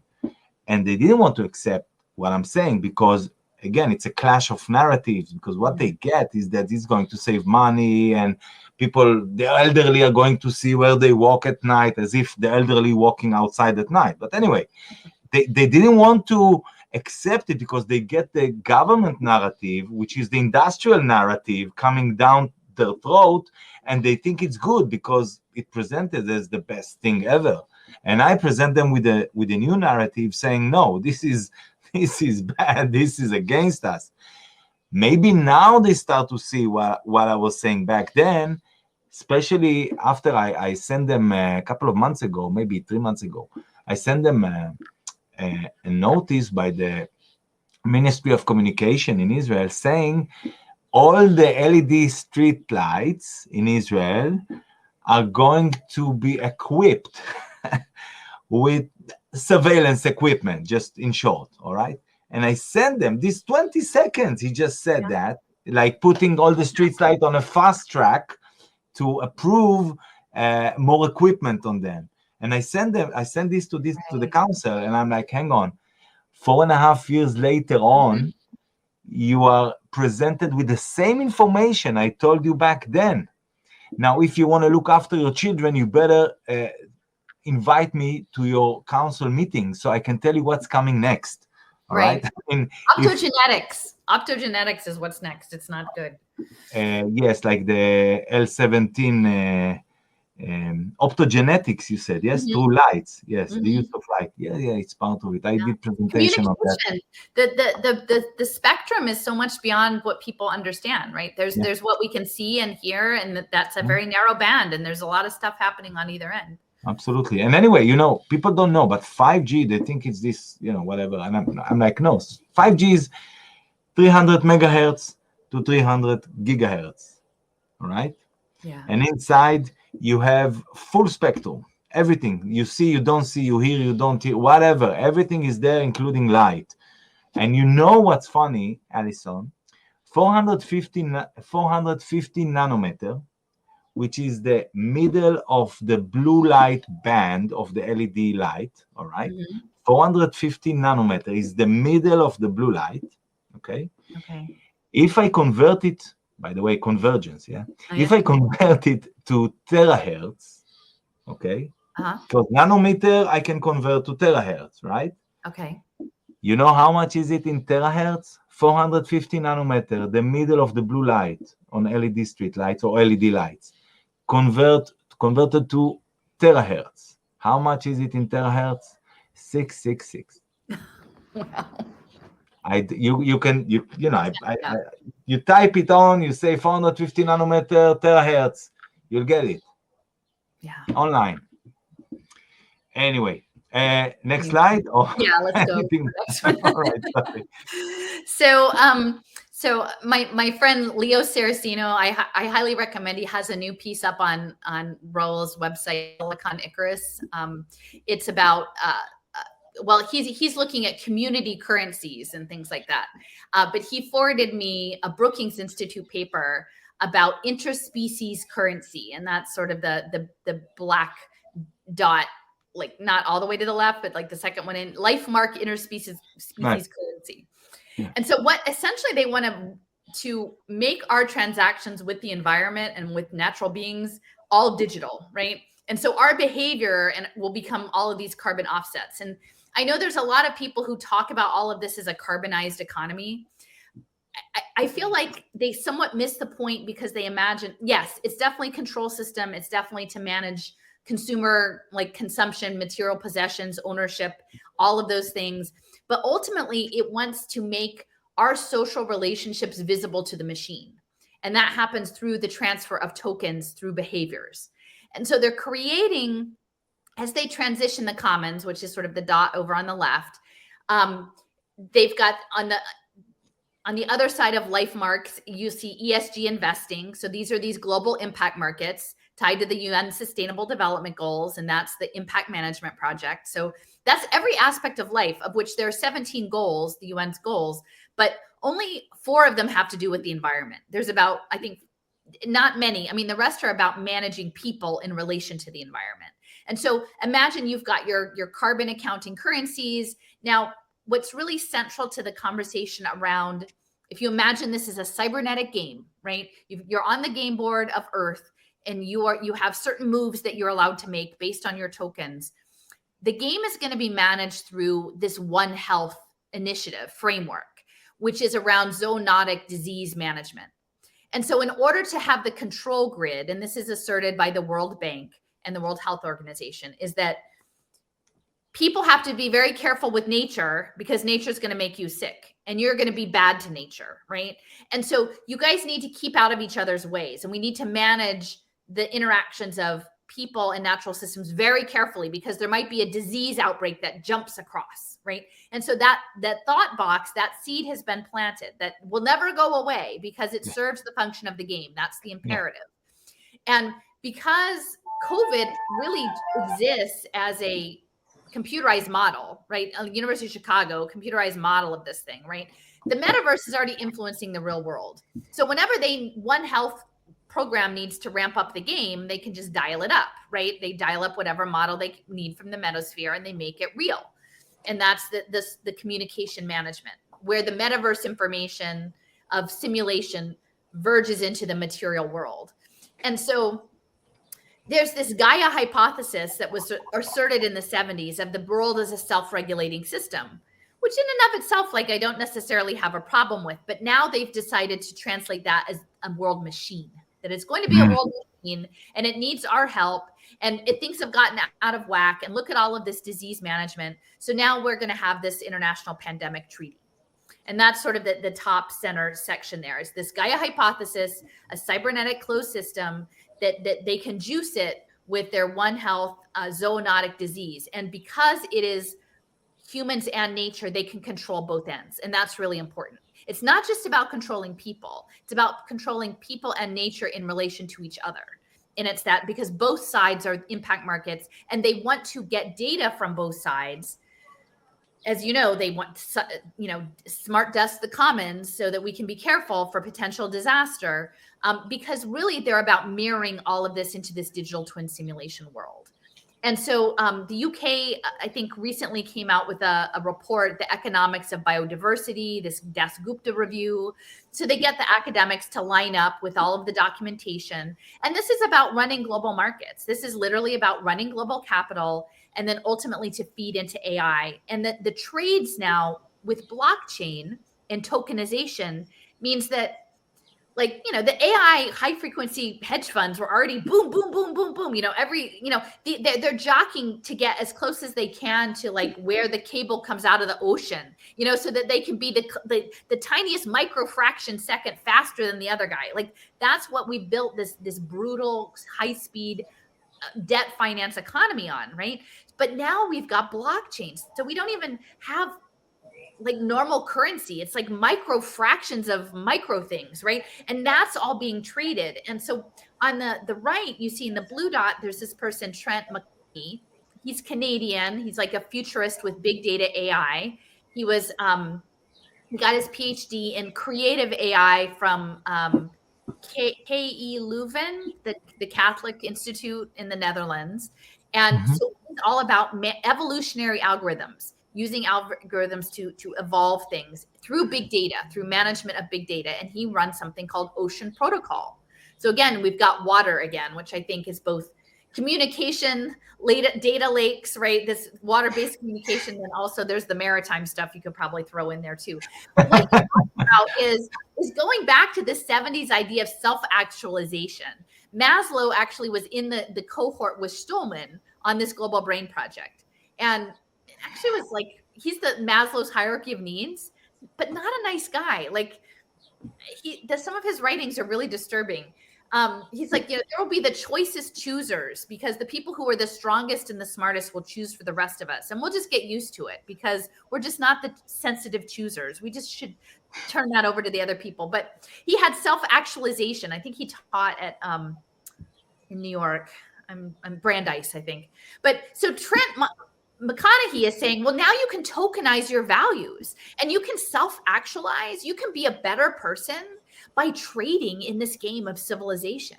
We're gonna turn all of these common redemption programs into public utilities, and we will give you some money on your UBI, and you can trade. And it's like a game. You can literally trade in this game and create the data that we will use to run our data economy. And so that's this sort of backdrop, is that I feel like the carbon credit people get it's somewhat, but they're not understanding it as a cybernetic game with delimited parameters where ultimately Trent McConaughey's goal is aligned with the noosphere, is catalyzing this next layer of evolution through a convergence, singularity, omega point program. I don't know, does that make sense?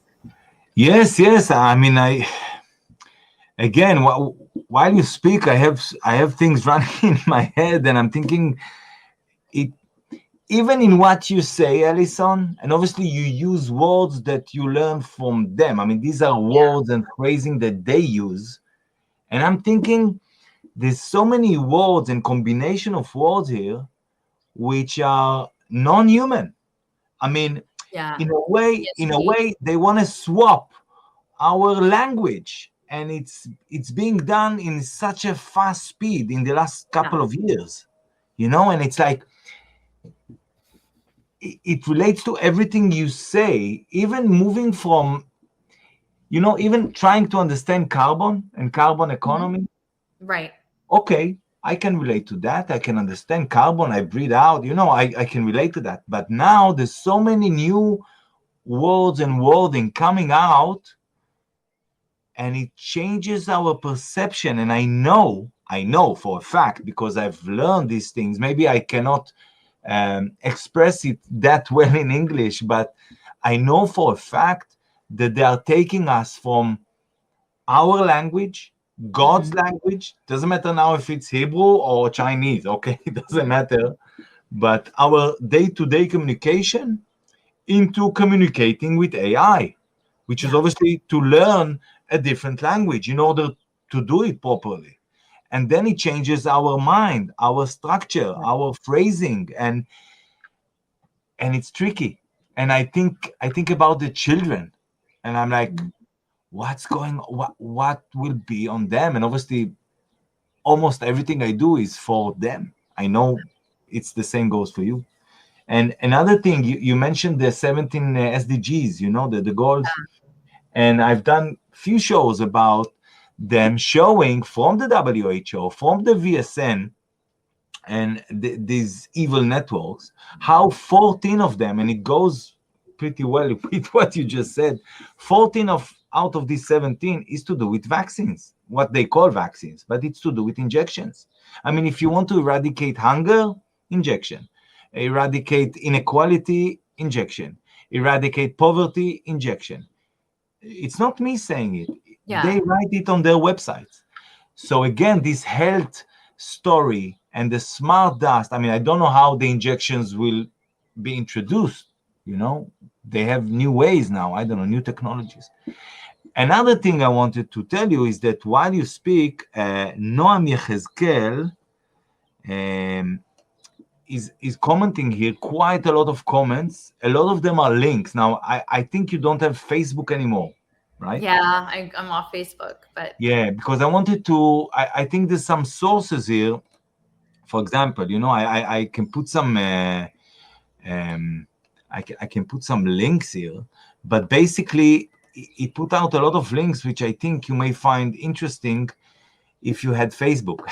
So, because I mean, I did a talk last summer actually that incorporated a lot about MITRE Corporation and optogenetics and the LEDs, because it was in upstate New York and it was near, at the time I didn't realize that Schenectady was where GE was. This wasn't Schenectady, but it was nearby, and just how much the Albany, upstate New York area, Rochester was into sort of the like high technology areas, and there was a big LED plant that went in. And so I got into looking into the optogenetics. And again, it's hard to say how, at this point, they're still talking about implanting memories in mice and things like that. But that's the stuff that's published in public. It's hard to say, I always bring up Dan Novi's synthetic programmable hallucinations, his MIT dissertation, right?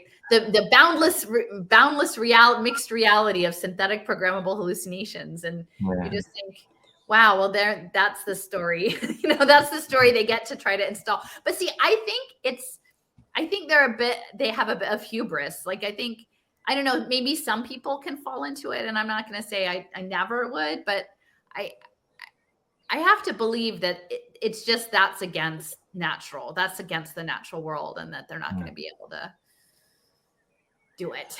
But we should know, not just to be scaremongering, but like we should actually know that people at MIT recently are trying to do some, because it might actually make you think more clearly about material that's presented to you if you knew what they were capable of, and that wasn't commonly understood. Yeah. Jill is writing here, they want to know how much you care, not how much you know. And I think it's true. It goes well with the AI being presented, especially to children, to learn how much they care about things.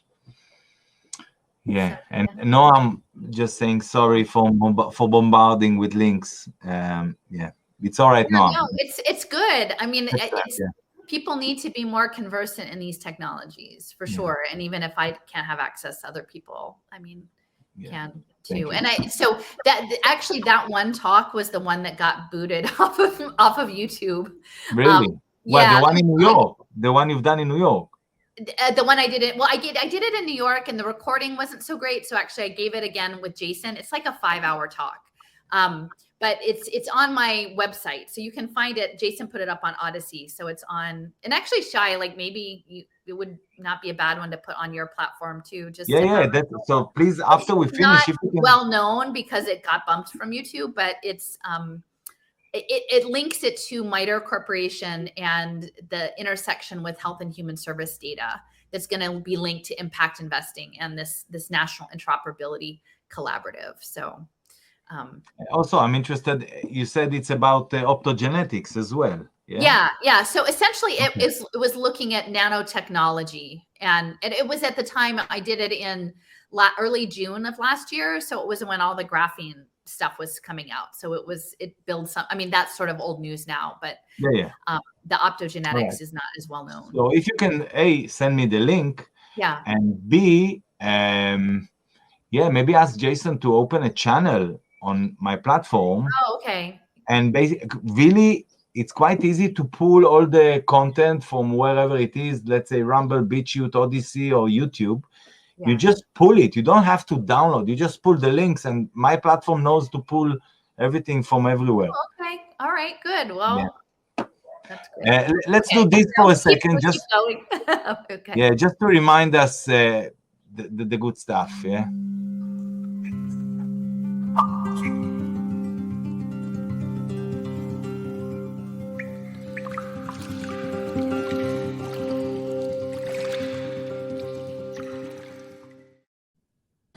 Obviously, we're talking about raising the frequency of our consciousness, not 5G bullshit.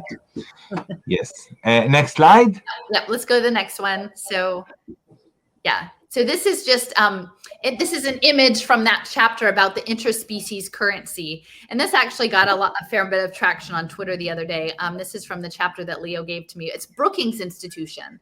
Now, Brookings is also behind this Center for Universal Education.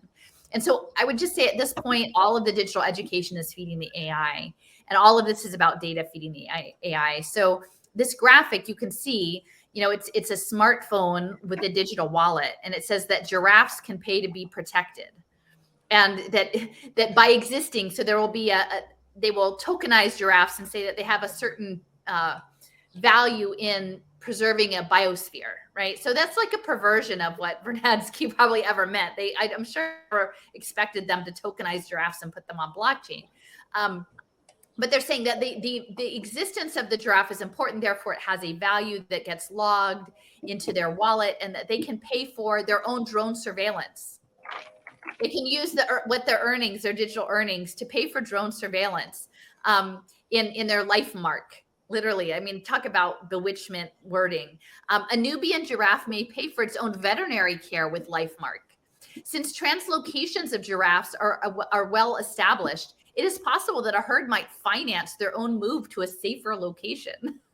And people see this, and like it makes it more real, because literally, on the one hand, you might say, "Oh, well, that's ludicrous. Like, that's silly. Who would ever?" But no, this is the Brookings Institution. These are people who are actively setting up the digital enclosures, and they're tying it to these impact investing cybernetic games, and with the goal that it's not really so much about preserving habitat, it's about mirroring your values through financial transactions, and then extrapolating on that what that says about you as a person, and building that into your digital twin.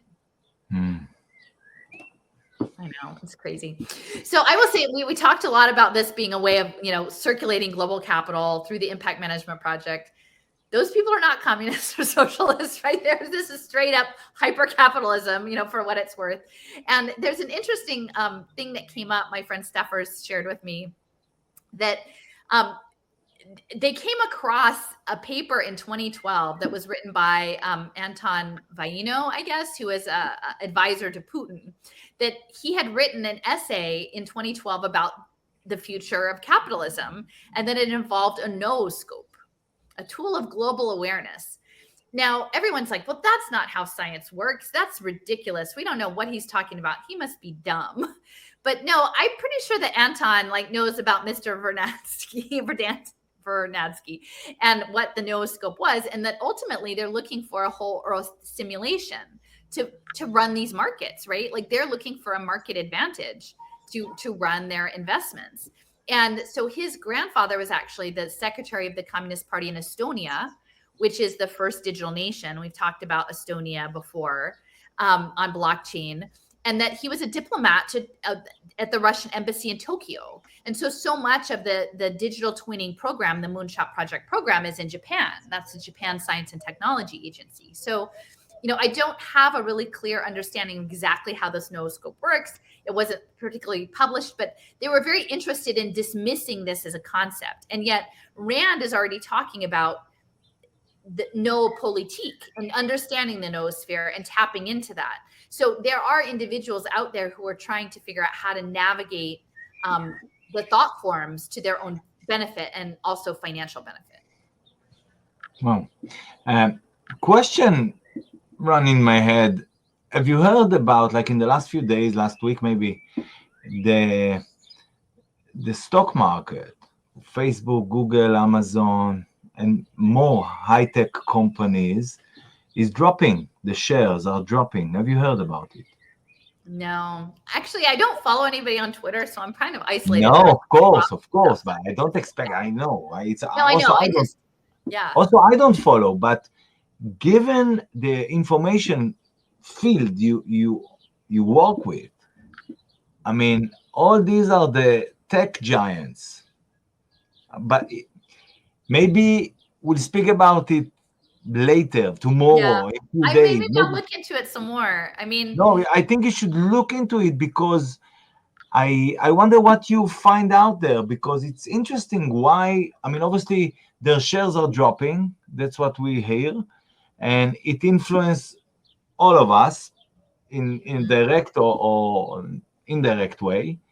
And I wonder what you take on it. But anyway, first you research it a bit, and then we speak about it. All right. And so when I was making up this map, one of the people that was mentioned was Kevin Kelly. And he was involved in the whole Earth catalog, the creation of this, which again, the noosphere, right? Getting all of the cybernetics, the push towards the biosphere representation is based on this idea of space, this envisioning of like, we're on a spaceship floating through space and we need to, which again, I'm not about not taking care of the Earth, but it's the narrative. It's the story that was told and how far back it gets told. So he later went on to be the editor of Wired magazine. So when you're talking word spells and you see those two things together, right? You've got the whole Wired, right? Which is literally how we're moving into things, right? And he's in that RAND report. So I think, again, how far in advance do they have these concepts laid out? But they're coming. So in advance. They know. I mean, literally, they're 20, 30, 50 years ahead of where they. Yeah, more like 50 and more. Yeah. Yeah. So this is it's probably going to be a bit hard to understand. I'll show it later, but this is the same image, but on the very far right side, essentially Trent McConaughey with Ocean Protocol. They're feeding their data into something called Singularity Net. Singularity Net is being used to advance AI, artificial generalized intelligence. Generalized AI. The Singularity is, and now Singularity Net is run by Ben Goertzel, who has the Sophia the robot, and they're also moving their platform onto Cardano, which is blockchain in the Ethiopians. And so he literally is saying, Trent McConaughey, that he imagines a future where we colonize Mars, where we do space travel, where we mine asteroids, where we bend the cosmos to our will, and that this is done through these substrate independent minds, right? Because our physical bodies are not going to Mars, right? So they're trying to imagine like files of our minds that they send out into outer space. And they're like, oh, and then if AI ever does wake up, then we're protected. Even though he knows that he's actively feeding his data into Singularity Net, right? So if he was worried about that, he should just not do that rather than just be like, oh, well, our evolution is to be a mind file that goes to Mars. But there's this pretense of Ocean Protocol that we're fixing the environment. And yet the same guy turns around and says, well, we want to bend the universe to our will. We want to mine the asteroids. We want to colonize Mars. And so what? You wreck your own planet and then you go jump to the next thing. And then you take this domination principle with you. Like there is no self-reflection built into that. Like, hey, maybe we're not supposed to go jumping off to other places till we clean up our own yard here, you know? And so I think this imperative of the noosphere is that we become literally mind files like that. And I'm not saying that that's necessarily, there's a consciousness associated with the mind file, but that they're looking to mirror our minds into sets of file structures. And they call that civilization. You know, and I've spoken often about John Trudell, who was a leader in the American Indian movement, that, you know, the big lie is that this is civilization. Or if it is civilization, the lie is that civilization is good for us. Because he talks about, there's an online game called Civilization. We have to go through these steps, make fire, do the next thing. And like the next thing is that we become mind files, and through haptic robotics, mine asteroids and bend the cosmos to our will. And like, to me, that's a wake-up call. Like, for all the people who would like to follow Greta down the road, like literally the same apparatus, like in the back end, is connected to this. And that's the noosphere. So there he is, Dr. Trent McConaughey. If you want to listen to him talking about it, I'll have the link on the slide deck. Starships and tokens, human self-actualization. We self-actualize by investing our micro tokens from our universal basic income into environmental things so that we can colonize outer space. Lovely. So again, Singularity Net, I mentioned that Sophia, the DAO, Decentralized Autonomous Organization, that it's a computer, that's a company that eventually will have no people attached to it. That in Ethiopia, that's the largest deployment of the digital identity. Wow. And in Ethiopia, so Cardano is what they're blockchaining the children with in Ethiopia. Charles Hoskinson of Cardano is working closely with Ben Goertzel, who is the Hanson Robotics created Sophia, and David Hanson is the animatronics guy who does it, makes it look like things look like they're people. And Ben Goertzel is actually the brain guy, and the collective consciousness going into this robot brain. And the brain apparatus of Sophia the robot was actually developed in Ethiopia, and it was called OpenCog at ICOG Labs. And the software initially was bankrolled by Epstein. You know, I find it quite interesting that what they do all these, they run these tests and these pilots, like in Ethiopia or in Estonia or in Tanzania.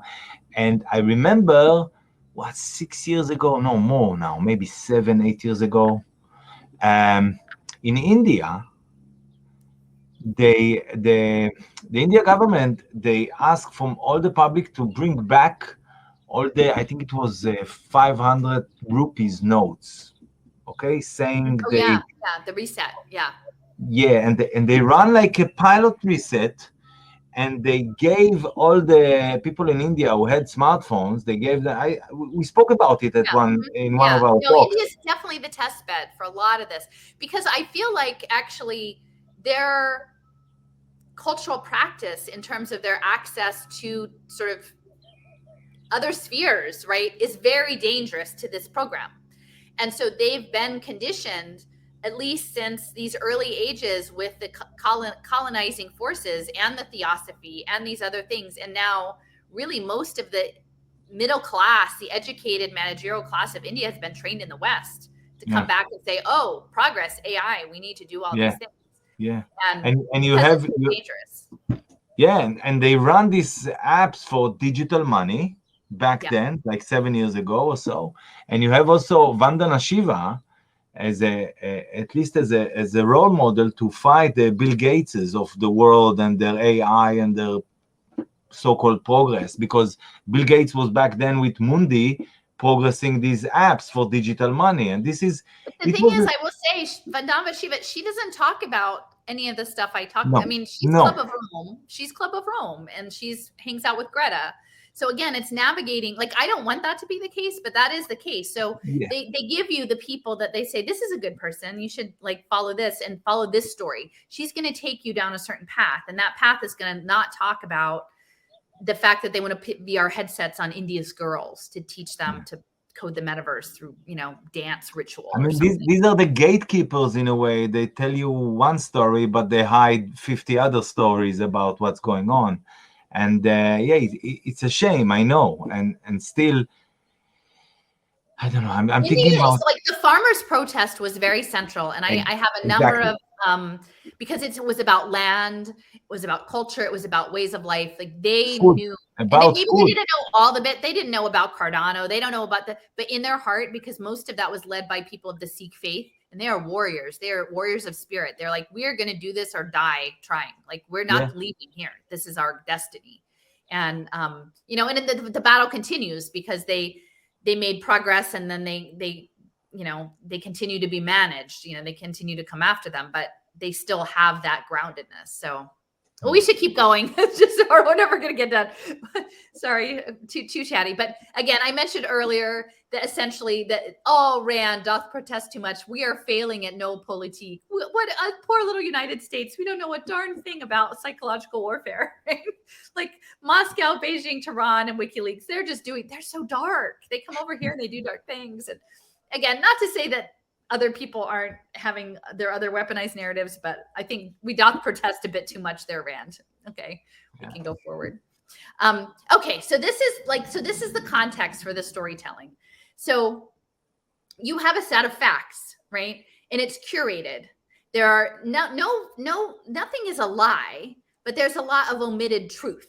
Right. So it's which pieces you pick up to tell the story. You can have a whole bunch of puzzle pieces on a table, and you can pick some of them up, and they're all true. And then you lay them out, and that's one story. And someone else might pick up other pieces that are all part of the narrative, and they tell a totally different story.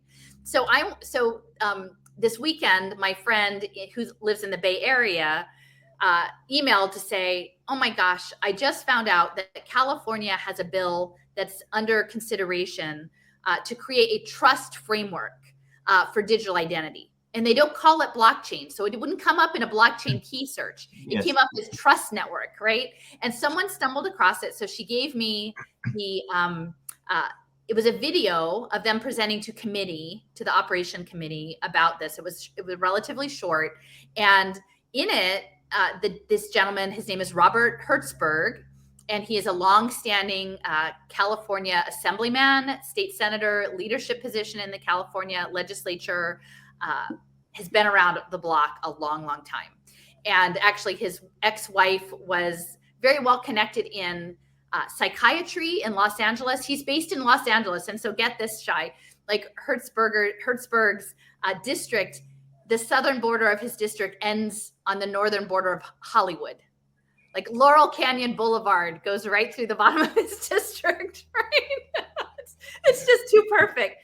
And so his wife is actually his ex-wife, a very connected psychiatrist who's Latina. And so she's very much about taking care of the mental health of vulnerable Latino Spanish-speaking communities in Los Angeles, which we know is just a mess. Like the homelessness, the decimation of people in Los Angeles is terrible. So that's his district, and it's surrounded by like studios, although the NBC Universal Studios in his district. So he's presenting this bill, you know, as this nice story, right? We need trust because people are going to hack your identity, and we need to know how to make this good for the world. And look, now the kids in community college, they can have their transcript on this digital thing, and it'll be wonderful. And they can just move their transcript around, and it'll be so convenient, right? Progress. And that's the pitch that he's selling. Meanwhile, the people who are on the books officially supporting is this blockchain advocacy council. That's a lobbying group connected to a Trust Over IP Foundation that's doing COVID credentialing. And the guy who is the Brian Ford, who is the head of the MIT Digital Currency Lab, and this guy Tony Rose, who's with Cardano. He's with the same. I mean, he's the San Francisco arm of the Cardano Blockchain Your Children program. But the story that's told to the committee people is just the very short story of, well, the world is getting more complex, and we need safe identities that can't be hacked, and college kids need a transcript. So there, don't you agree? And they all step up. And in addition, the other supporter was Block, which used to be Square, which is Jack Dorsey. So these people are all feeding in. And then ultimately, it's not just going to be for transcripts. It will be your health credential. It will be your UBI. It will be your program behavior. So if we go to the next slide, this is just... One second. There's a comment. UK government now admitting it. Next step is plans to govern use of digital identities revealed.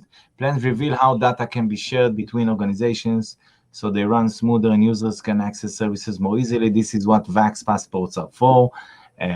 etc. And another comment here: the UK government wants to officially implement a digital identity framework upon its citizenry, calling it the trust framework. And once it is in place, they intend to make it law, announce it quietly and give it a short deadline. Hopefully no one will notice. How nice and easy will it be to add your vaccine status to your digital ID? Thanks, Right. No. Yeah. Go. So, and I mean, I wrote my first, when I came into the blockchain space, it was around refugee populations and preschoolers in South Africa being put on blockchain to earn social capital. And then the Syrian refugees having their biometric retinal scans. And this was back in 2017. And so I knew exactly when I didn't ever get onto crypto. Like I was, and so that's the story. They've been brain boxed into this story is your financial liberation. I didn't really get brain boxed, but I wandered in going, wait a minute, you're going to like tell preschoolers they have to earn their social capital and you're like you're having refugees, who've been relocated to Scandinavia to pay for their groceries with their eye scan. Like that's really messed up. And so I've always, like in April of 2020, I was already writing. I'm like, hey, I'm pretty sure this is going to lead to a digital identity, a global digital identity program. And yet I will say, and I'm not, I'm not saying this because I want to be some famous person who's like the top of the top influencers, but literally I was saying this in April of 2020. What would have happened had the main people in the health freedom space picked up that thing a year in advance? And I wouldn't even need credit, but what if they had incorporated the idea of the digital identity as being connected to impact investing and management of all of this, and that it's not China's social credit system. It's an imperative towards tokenized relational like behaviors and towards AI. I mean, and they still haven't gotten there, most of them, but it's how it's framed. So now finally they talk impact investing, but it's China. It's China's social. And I'm not saying that China's perfect or China doesn't have its own game going on, but no, the stuff that's happening here, we made here. And so they're brain boxing it in a way that like, if you're a progressive and someone runs up and says, oh my gosh, China is doing this to us, then you kind of look like an idiot and like you deserve it. So that keeps people divided because the whole program towards the world brain runs on polarity. And so to me, I'm like, I try to be principled and say, hey, by the way, in Austin, the Robert Wood Johnson Foundation and Michael Bloomberg were putting homeless people on blockchain for their health passports as part of ID 2020. And it wasn't a chip. It was literally a QR code with laminated paper. So all of these things that like, sure, I'm not saying that they might eventually want to, but it doesn't have to be that. It can literally be they're already doing it. Sure. And anyway, that's just where I'm at. Like, I'm just frustrated because it's 2 years. Like, imagine the time we lost had we not been having the right conversation at the right time. So here's just, I didn't play this whole video because it's a bit long, but you can see half the people are still checked out. I tried to go see my city. I did. A city council person. Our city hall, the largest municipal building in North America, is locked up tight. You can't even get in without an appointment. Now, this is California. This is in Sacramento, I guess. But there's most of those desks are empty. People are still Zooming in. There's not real democracy going on here. Everyone's doing Zoom testimony. The AI is sucking it all up. And so Robert Hertzberg is just here to say, we're here to protect your identity with a trust framework. We can go forward.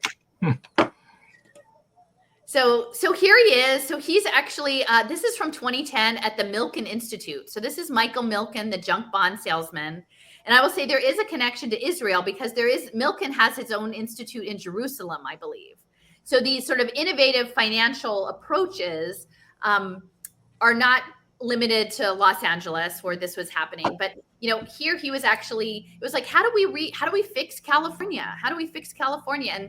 And Bob here says, well, for the new world order, we need to have radically decentralized democracy, which is going to be blockchain. It's going to be these blockchain twins.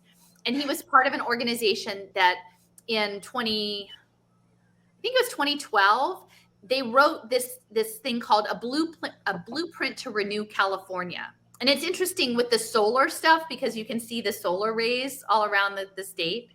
There were 14 people that participated in this.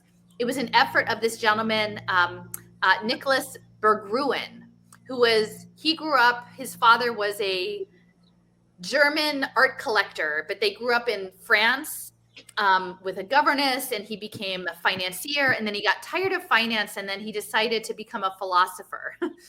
And so he's setting up a philosophy think tank in Los Angeles to sort of remake the world. And I'll have a bit more about him. But he sponsored this blueprint, and it had Eric Schmidt from Google. It had Condoleezza Rice. It had George Shultz. And it had Mr. Hertzberg, who, again, 12 years ago was saying we need, decentralized democracy for the new world order, which is going to be your blockchain digital twin.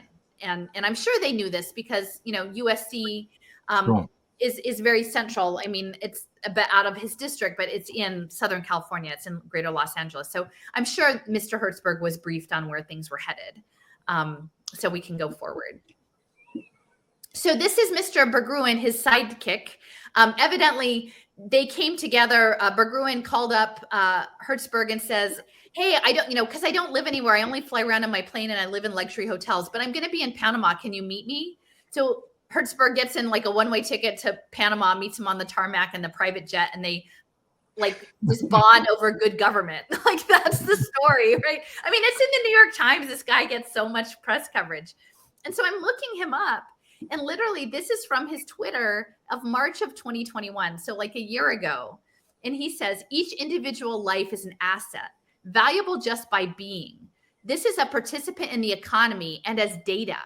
In addition, everyone is likely to become recipient of some form of universal basic income or universal basic capital in the future. And then I made this one a little bigger. Therefore, individuals could be tokenized on the blockchain, unlocking their potential economic value. It may sound utopian, and yet it might be a financing mechanism to fund people throughout their lives if used within reasonable limits. Okay, so these are very influential people who have access to California state government. I mean, it's one of the largest economies in the country. Clearly, San Francisco is the test bed for so much of the Silicon Valley. And this philosopher, like self-appointed philosopher, has decided that it's cool to say this, right? And so this is the story that's not being told in that room of empty desks. No one knew to show up and say, excuse me, Mr. Hertzberg, your friend Nicholas says that he wants to tokenize children as digital assets so that they can have UBI. Is that where this is going once we create these trusted networks? No one's allowed to say that, right? And I was frustrated in making this map. They had in 2018, the state had a blockchain task force, and this woman, I think Camille something, some academic in charge of some, think tank institute that was going to, make digital equity for women, Black women. And I said, this is what this is. You did this. They're celebrating. They're like, oh, look, we just passed this trust network. We're so excited. I'm like, you literally just put people into tokenized blockchain slavery. Now you've got to fix it. Happy Mother's Day. Go fix the digital slavery you just put forward, because it's not right. And it's not hidden. You don't even, as Raul said, they don't need my analysis on this. This is just pretty straight out what exactly their plan is. So just to say, this guy, Nicholas Berggruen, is also, I have a comment here from one of the viewers. He also has businesses in Israel. And I just run like a quick search on him while he spoke. I don't want to share the screen. There's no point. But he's really deeply involved here in Israel, and he has several businesses here. Many connections to AI, new technologies, and stuff like that. And he has a whole thing on the transformation of humans. The transformation of human. They're going to call it, good AI or AI for good or whatever. Oh, lovely, but, that's, if you go to the next slide, this is the good AI. It's the good AI, right? It's very friendly. So anyway, this is Mr. Hertzberg's district. I have like an orange circle there. It's like Hollywood is below there, Laurel Canyon Boulevard, which is in the center of all the craziness. How convenient. How convenient. Right? NBC Universal Studios is in his district, but on the outside, right to the edge is Warner Brothers Disney. And so when you understand the education program, like they really wanted to gamify it, Disneyfy it, edutainment, program the children to accept to live in this digital world. And under the guise of school choice, get your kids out of those terrible government schools. Here, we've got Disney in a headset. You can totally do this and do your exercise and build the metaverse at the same time and get social credit that you could score, you could spend on being a good person and self-actualizing yourself into a substrate independent mind. I mean, it sounds insane. And yet the head of Disney Education for 10 years was the chair of this Partnership for 21st Century Skills, which was to remake education. So, it seems very clear. And David Hansen, who did the animatronics for Sophia the robot, he worked for the Disney Imagineering Lab for a time. He cut his chops there. So then this is very interesting to me. So I was very curious because Berggruen said that he wanted just to be a philosopher, right? And so he connected with a couple of UCLA professors on his philosophizing. Can we go forward? I think I might have actually skipped it. Can we? Yes. No. Here it is. Okay. So hey, let's talk about Nicholas, about your philosophy. Like, who are your tutors in this?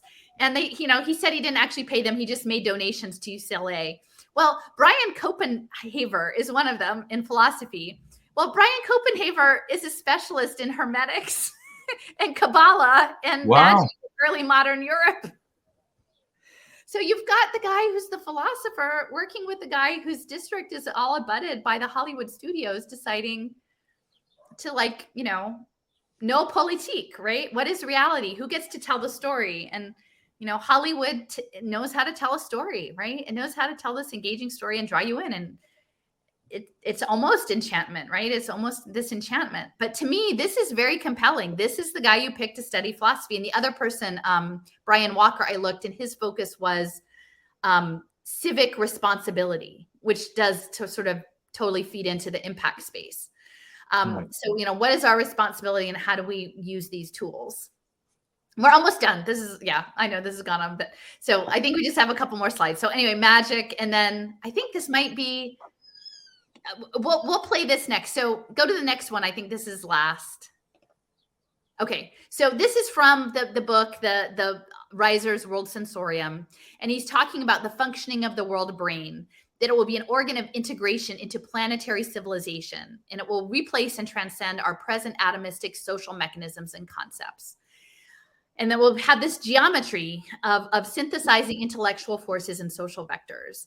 And so this is going to be sold to us as peace, justice. Literally, they will make war. They will manufacture war to bring the peace that they want. And the peace that they want is that it will erase all cultural difference. And I'm here to say, I actually think we should celebrate cultural difference. I mean, I think we should be respectful and we shouldn't be trying to dominate each other, but that's core to our material reality is who are you on your land with your food? What do you grow? Who are the beings that you share your planet with in your space? It's different. It's different if you live in a rainforest, if you live on the taiga, if you live, in the Midwest plain prairie. It's different. We should not seek, it is not required, this progress that we progress into some domesticated livestock neural network. It's not required. And so I think the next one is the last slide. So again, I'm sort of closing with whose story wins. On the right is a friend who is a teacher actually in Tokyo. And he went to the lobby of the Japan Moonshot Project with his son. And they took dandelions and they left them on the leather bench in front of the UN Sustainability Development Goals. And he said, I revoke my consent for your cyborg avatar life. I revoke. And then at the end, he closed this lovely video, and it's on my website. They had a garden plot. And I think those are sweet potatoes. They were planting sweet potatoes. And there's some earlier footage of the little boy pulling carrots. And so David Hansen and this crazy mechanical faux thing doesn't win. That story is not the winning story. Don't let them pull you into that story. Yeah. We like the hands in the dirt story. And then we're doing it for the land and for the plants and for the kids, because they cannot ever agree to this crazy animatronic thing. And I'll just close. We can run this last video, but I will say in the arc of what I've said today about the noosphere and global tokenized economies of self-actualization, right? Don't fix the thing. Just play a game on your phone with blockchain tokens about making the world over.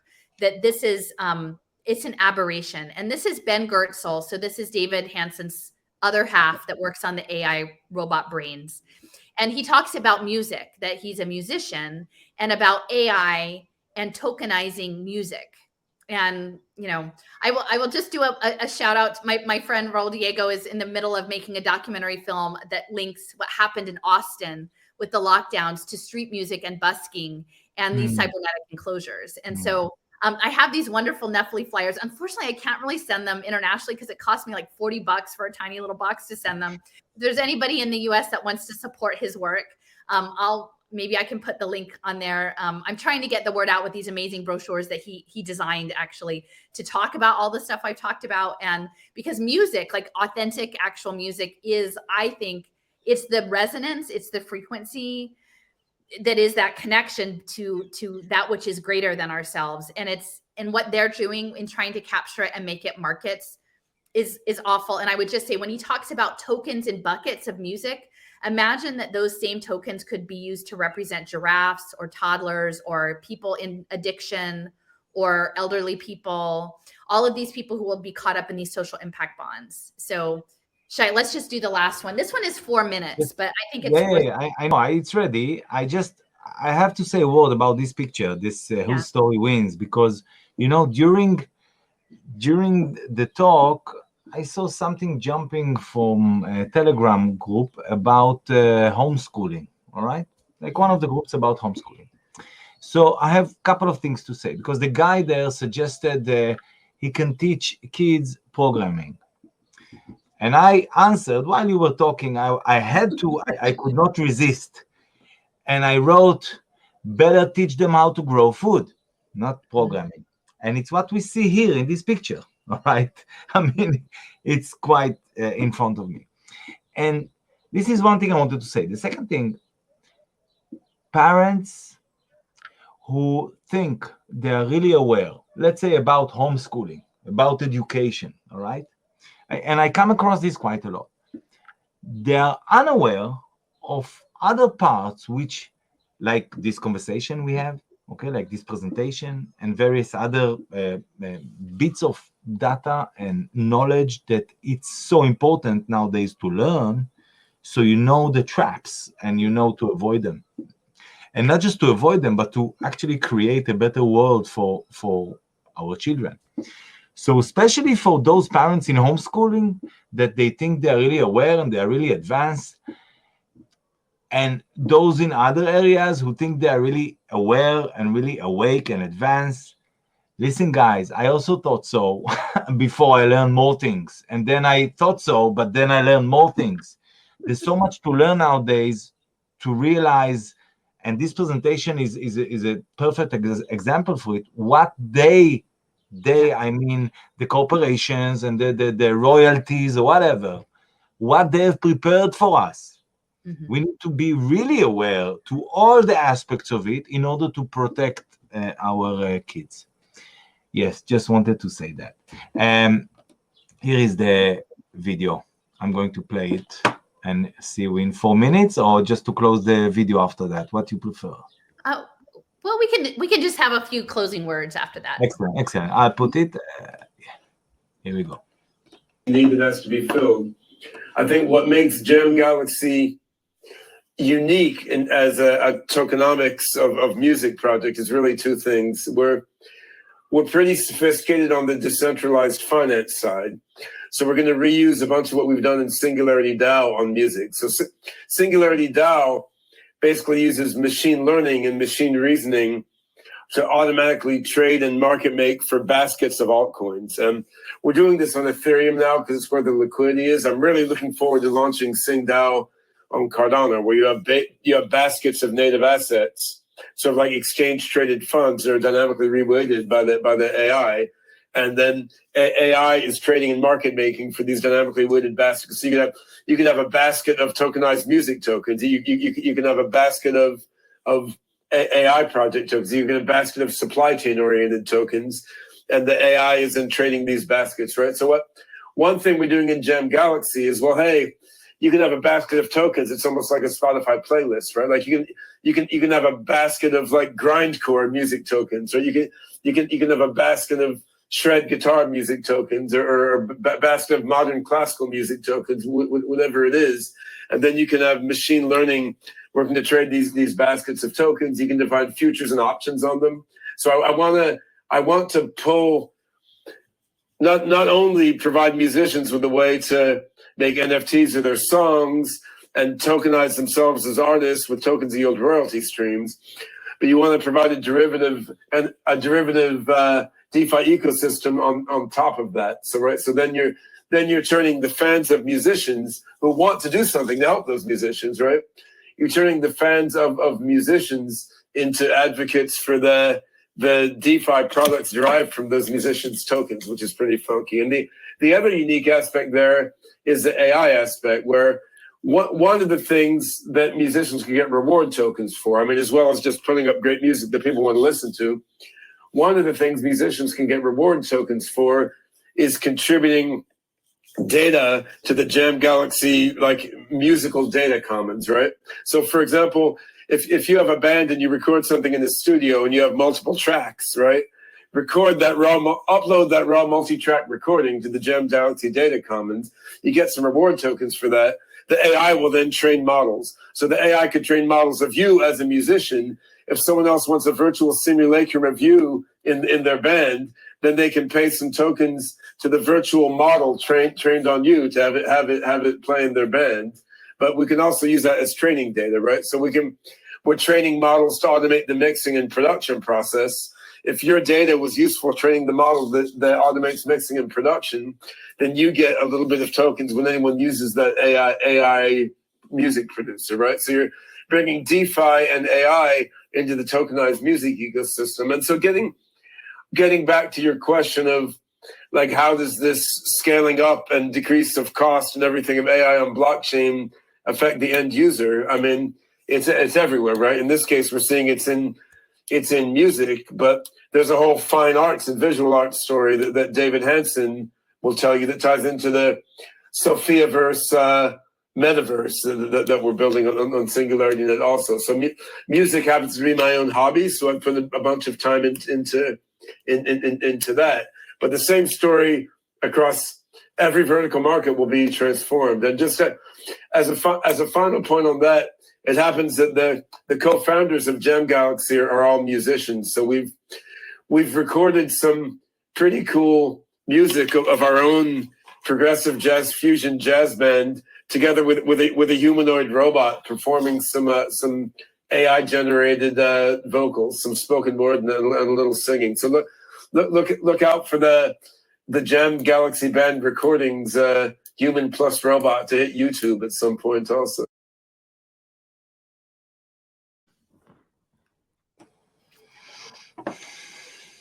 No, he talks about as fast as I do, but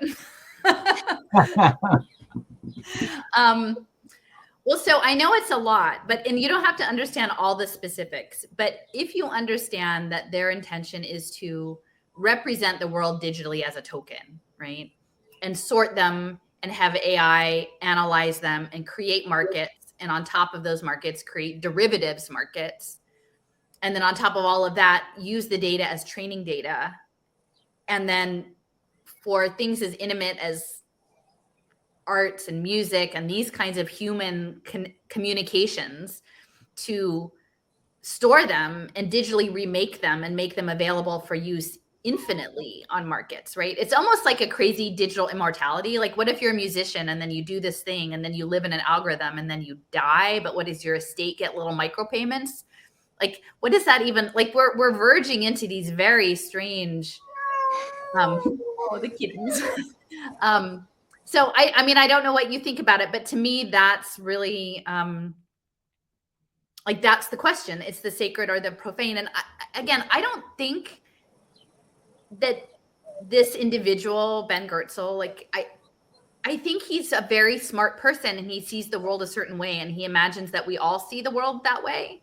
And then literally earlier in the interview, and this is about him moving SingularityNet onto Cardano, which many people in the blockchain space make fun of Charles Hoskinson. And I'm like, I don't think Cardano is actually Charles Hoskinson, honestly. Like, the backstory, there's a reason why there's a Carnegie Mellon Institute backed by Hoskinson. It's a reason why they got the Ethiopia thing. It's people are supposed to think it's a joke because all the pieces are getting cemented into place for the AI trading, because ultimately it's about the AI trading. And so I don't blame him, because he's living in a story. The story that Ben Goertzel is living in is that he will achieve the singularity, and then everyone will be free to like make music and do whatever they want to do. The automated luxury communism. That's the story that Ben is living in. And he's a very bright person, but that's the way his mind works. And there's not an incentive for him to look at all the other things, or to think like, hey, maybe turning a toddler into a derivative market isn't cool. You know, that like for me, because I came in that I'm fighting standardized testing. I know that that's not cool. And so, yeah, we're just navigating all these stories. Which story will win? You know, we're blessed every day with people who offer us stories. You know, some are inspirational, some are problematic. You're always weighing. You know, I show up, I'm just another digital person in your digital world, right? I'm not here to tell you. People have accused me of being a cult leader or, you know, a influencer, social, whatever. I'm none of those things. I'm on a journey, and I'm finding things, and I'm saying, wow, there's all these other doors that open up here. What we should look at that, not to be afraid, but to find the other people who would be willing to stand up and say, no, I don't think so. Yeah. No, God says no to that. God says no to that. Love says no to that. We're not that. We're not your evolutionary algorithm. Again, you speak, and I have, you know, two tears coming out there, because you speak truth. So I react. My body react to truth. Also in tears, not just, but also in tears. And we have, you know, there's a bunch of us who, I would say, lead the way to others. We show them, like we have a torch. The torch is really our brain and our curiosity, and we research stuff, and we connect the dots, and we tell others, look, this is what we discover, this is what we see, and we can show you the way, so you can somehow come out of the cave, you know, because they all see shades on the cave, and we see the sun outside, and it's like, look, there's a sun outside. This is fake. This is just. It's hard being outside the cave, though, Shai. I mean, that's the thing. It's really hard. You know, I wrote that. I sometimes it happens so slowly you don't realize, and then you can't go back, right? And then people are mad at you for leaving, and it's hard. You know, Alison, when I came to Israel, it was in 2009. I came back to Israel after many years I was not here. And I thought I'm coming only for a couple of weeks and continue to go live in India, and I study music there. And, you know, I had a life there. And I was in Tel Aviv. Maybe I told you this once. I was in Tel Aviv, and I had this knowing that I'm not leaving Israel. I have a lot of work to do here, and time is short. Wow. I had no clue what's going on, but I knew this is a calling for me to follow. And this is what I do since then. Yeah. In many ways, in many aspects, whether it's with water and crystals and healing music and conspiracies and what have you. You know, it's what I'm doing, and I'm fully engaged in it for many, many years now. And in the last 2 years, I kind of let go of other bits I've done in English for many years. And I said, okay, I'm engaging myself only in Hebrew to help my people, you know, for them to see what I've been seeing for many years and they didn't want to see. Now it's time to explain reality to them. Yeah. And in these last 2 years, I see how this knowing I had in 2009, how it's coming true, how I am doing what I'm supposed to do, and I cannot, like you, like yourself, it's what I'm supposed to do. You know, it's like, that's my nature. That's kind of, God chose me to do this, you know, even if We're not better. It's just that's our job. Like literally, the circumstances are that this is a thing. This is. It's not about being better. I wish more people would do this. I wish I wouldn't do this and I can do something else. But I wish more people would jump and say, Shai, let us help you and take the lead and show the way to others, because we see now what you speak about. But it's not exactly what's happening. And what is happening is what's supposed to happen. And I accept this. And obviously it's not easy, and it's not always nice thing to do, and you have sacrifices to sacrifice, and we all have. But it's also with it's fascinating. It gives purpose to.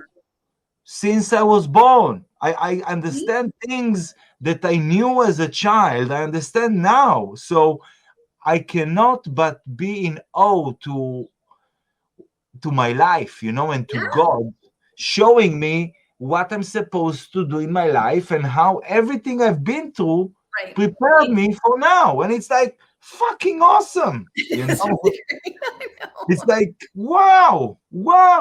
And now there's people telling me, no, I don't know if God exists. And I'm like, come on, man. Go and watch a YouTube. It's better,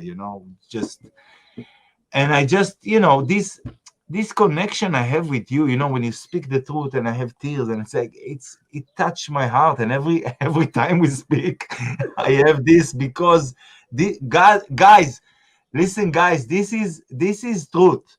This is God showing us the way. I'm not talking this like Alison is or Shai is, but this communication, speaking the truth and showing you in a way where truth is and where lie is, or what is good and what isn't.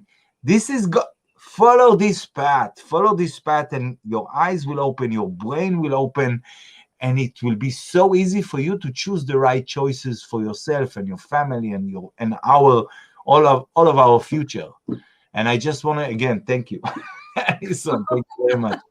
Thank you very much. Well, thanks. Yeah, thank you too. Now we're figuring it out. Like I said, not everybody. It's overwhelming to step in the story, and not everybody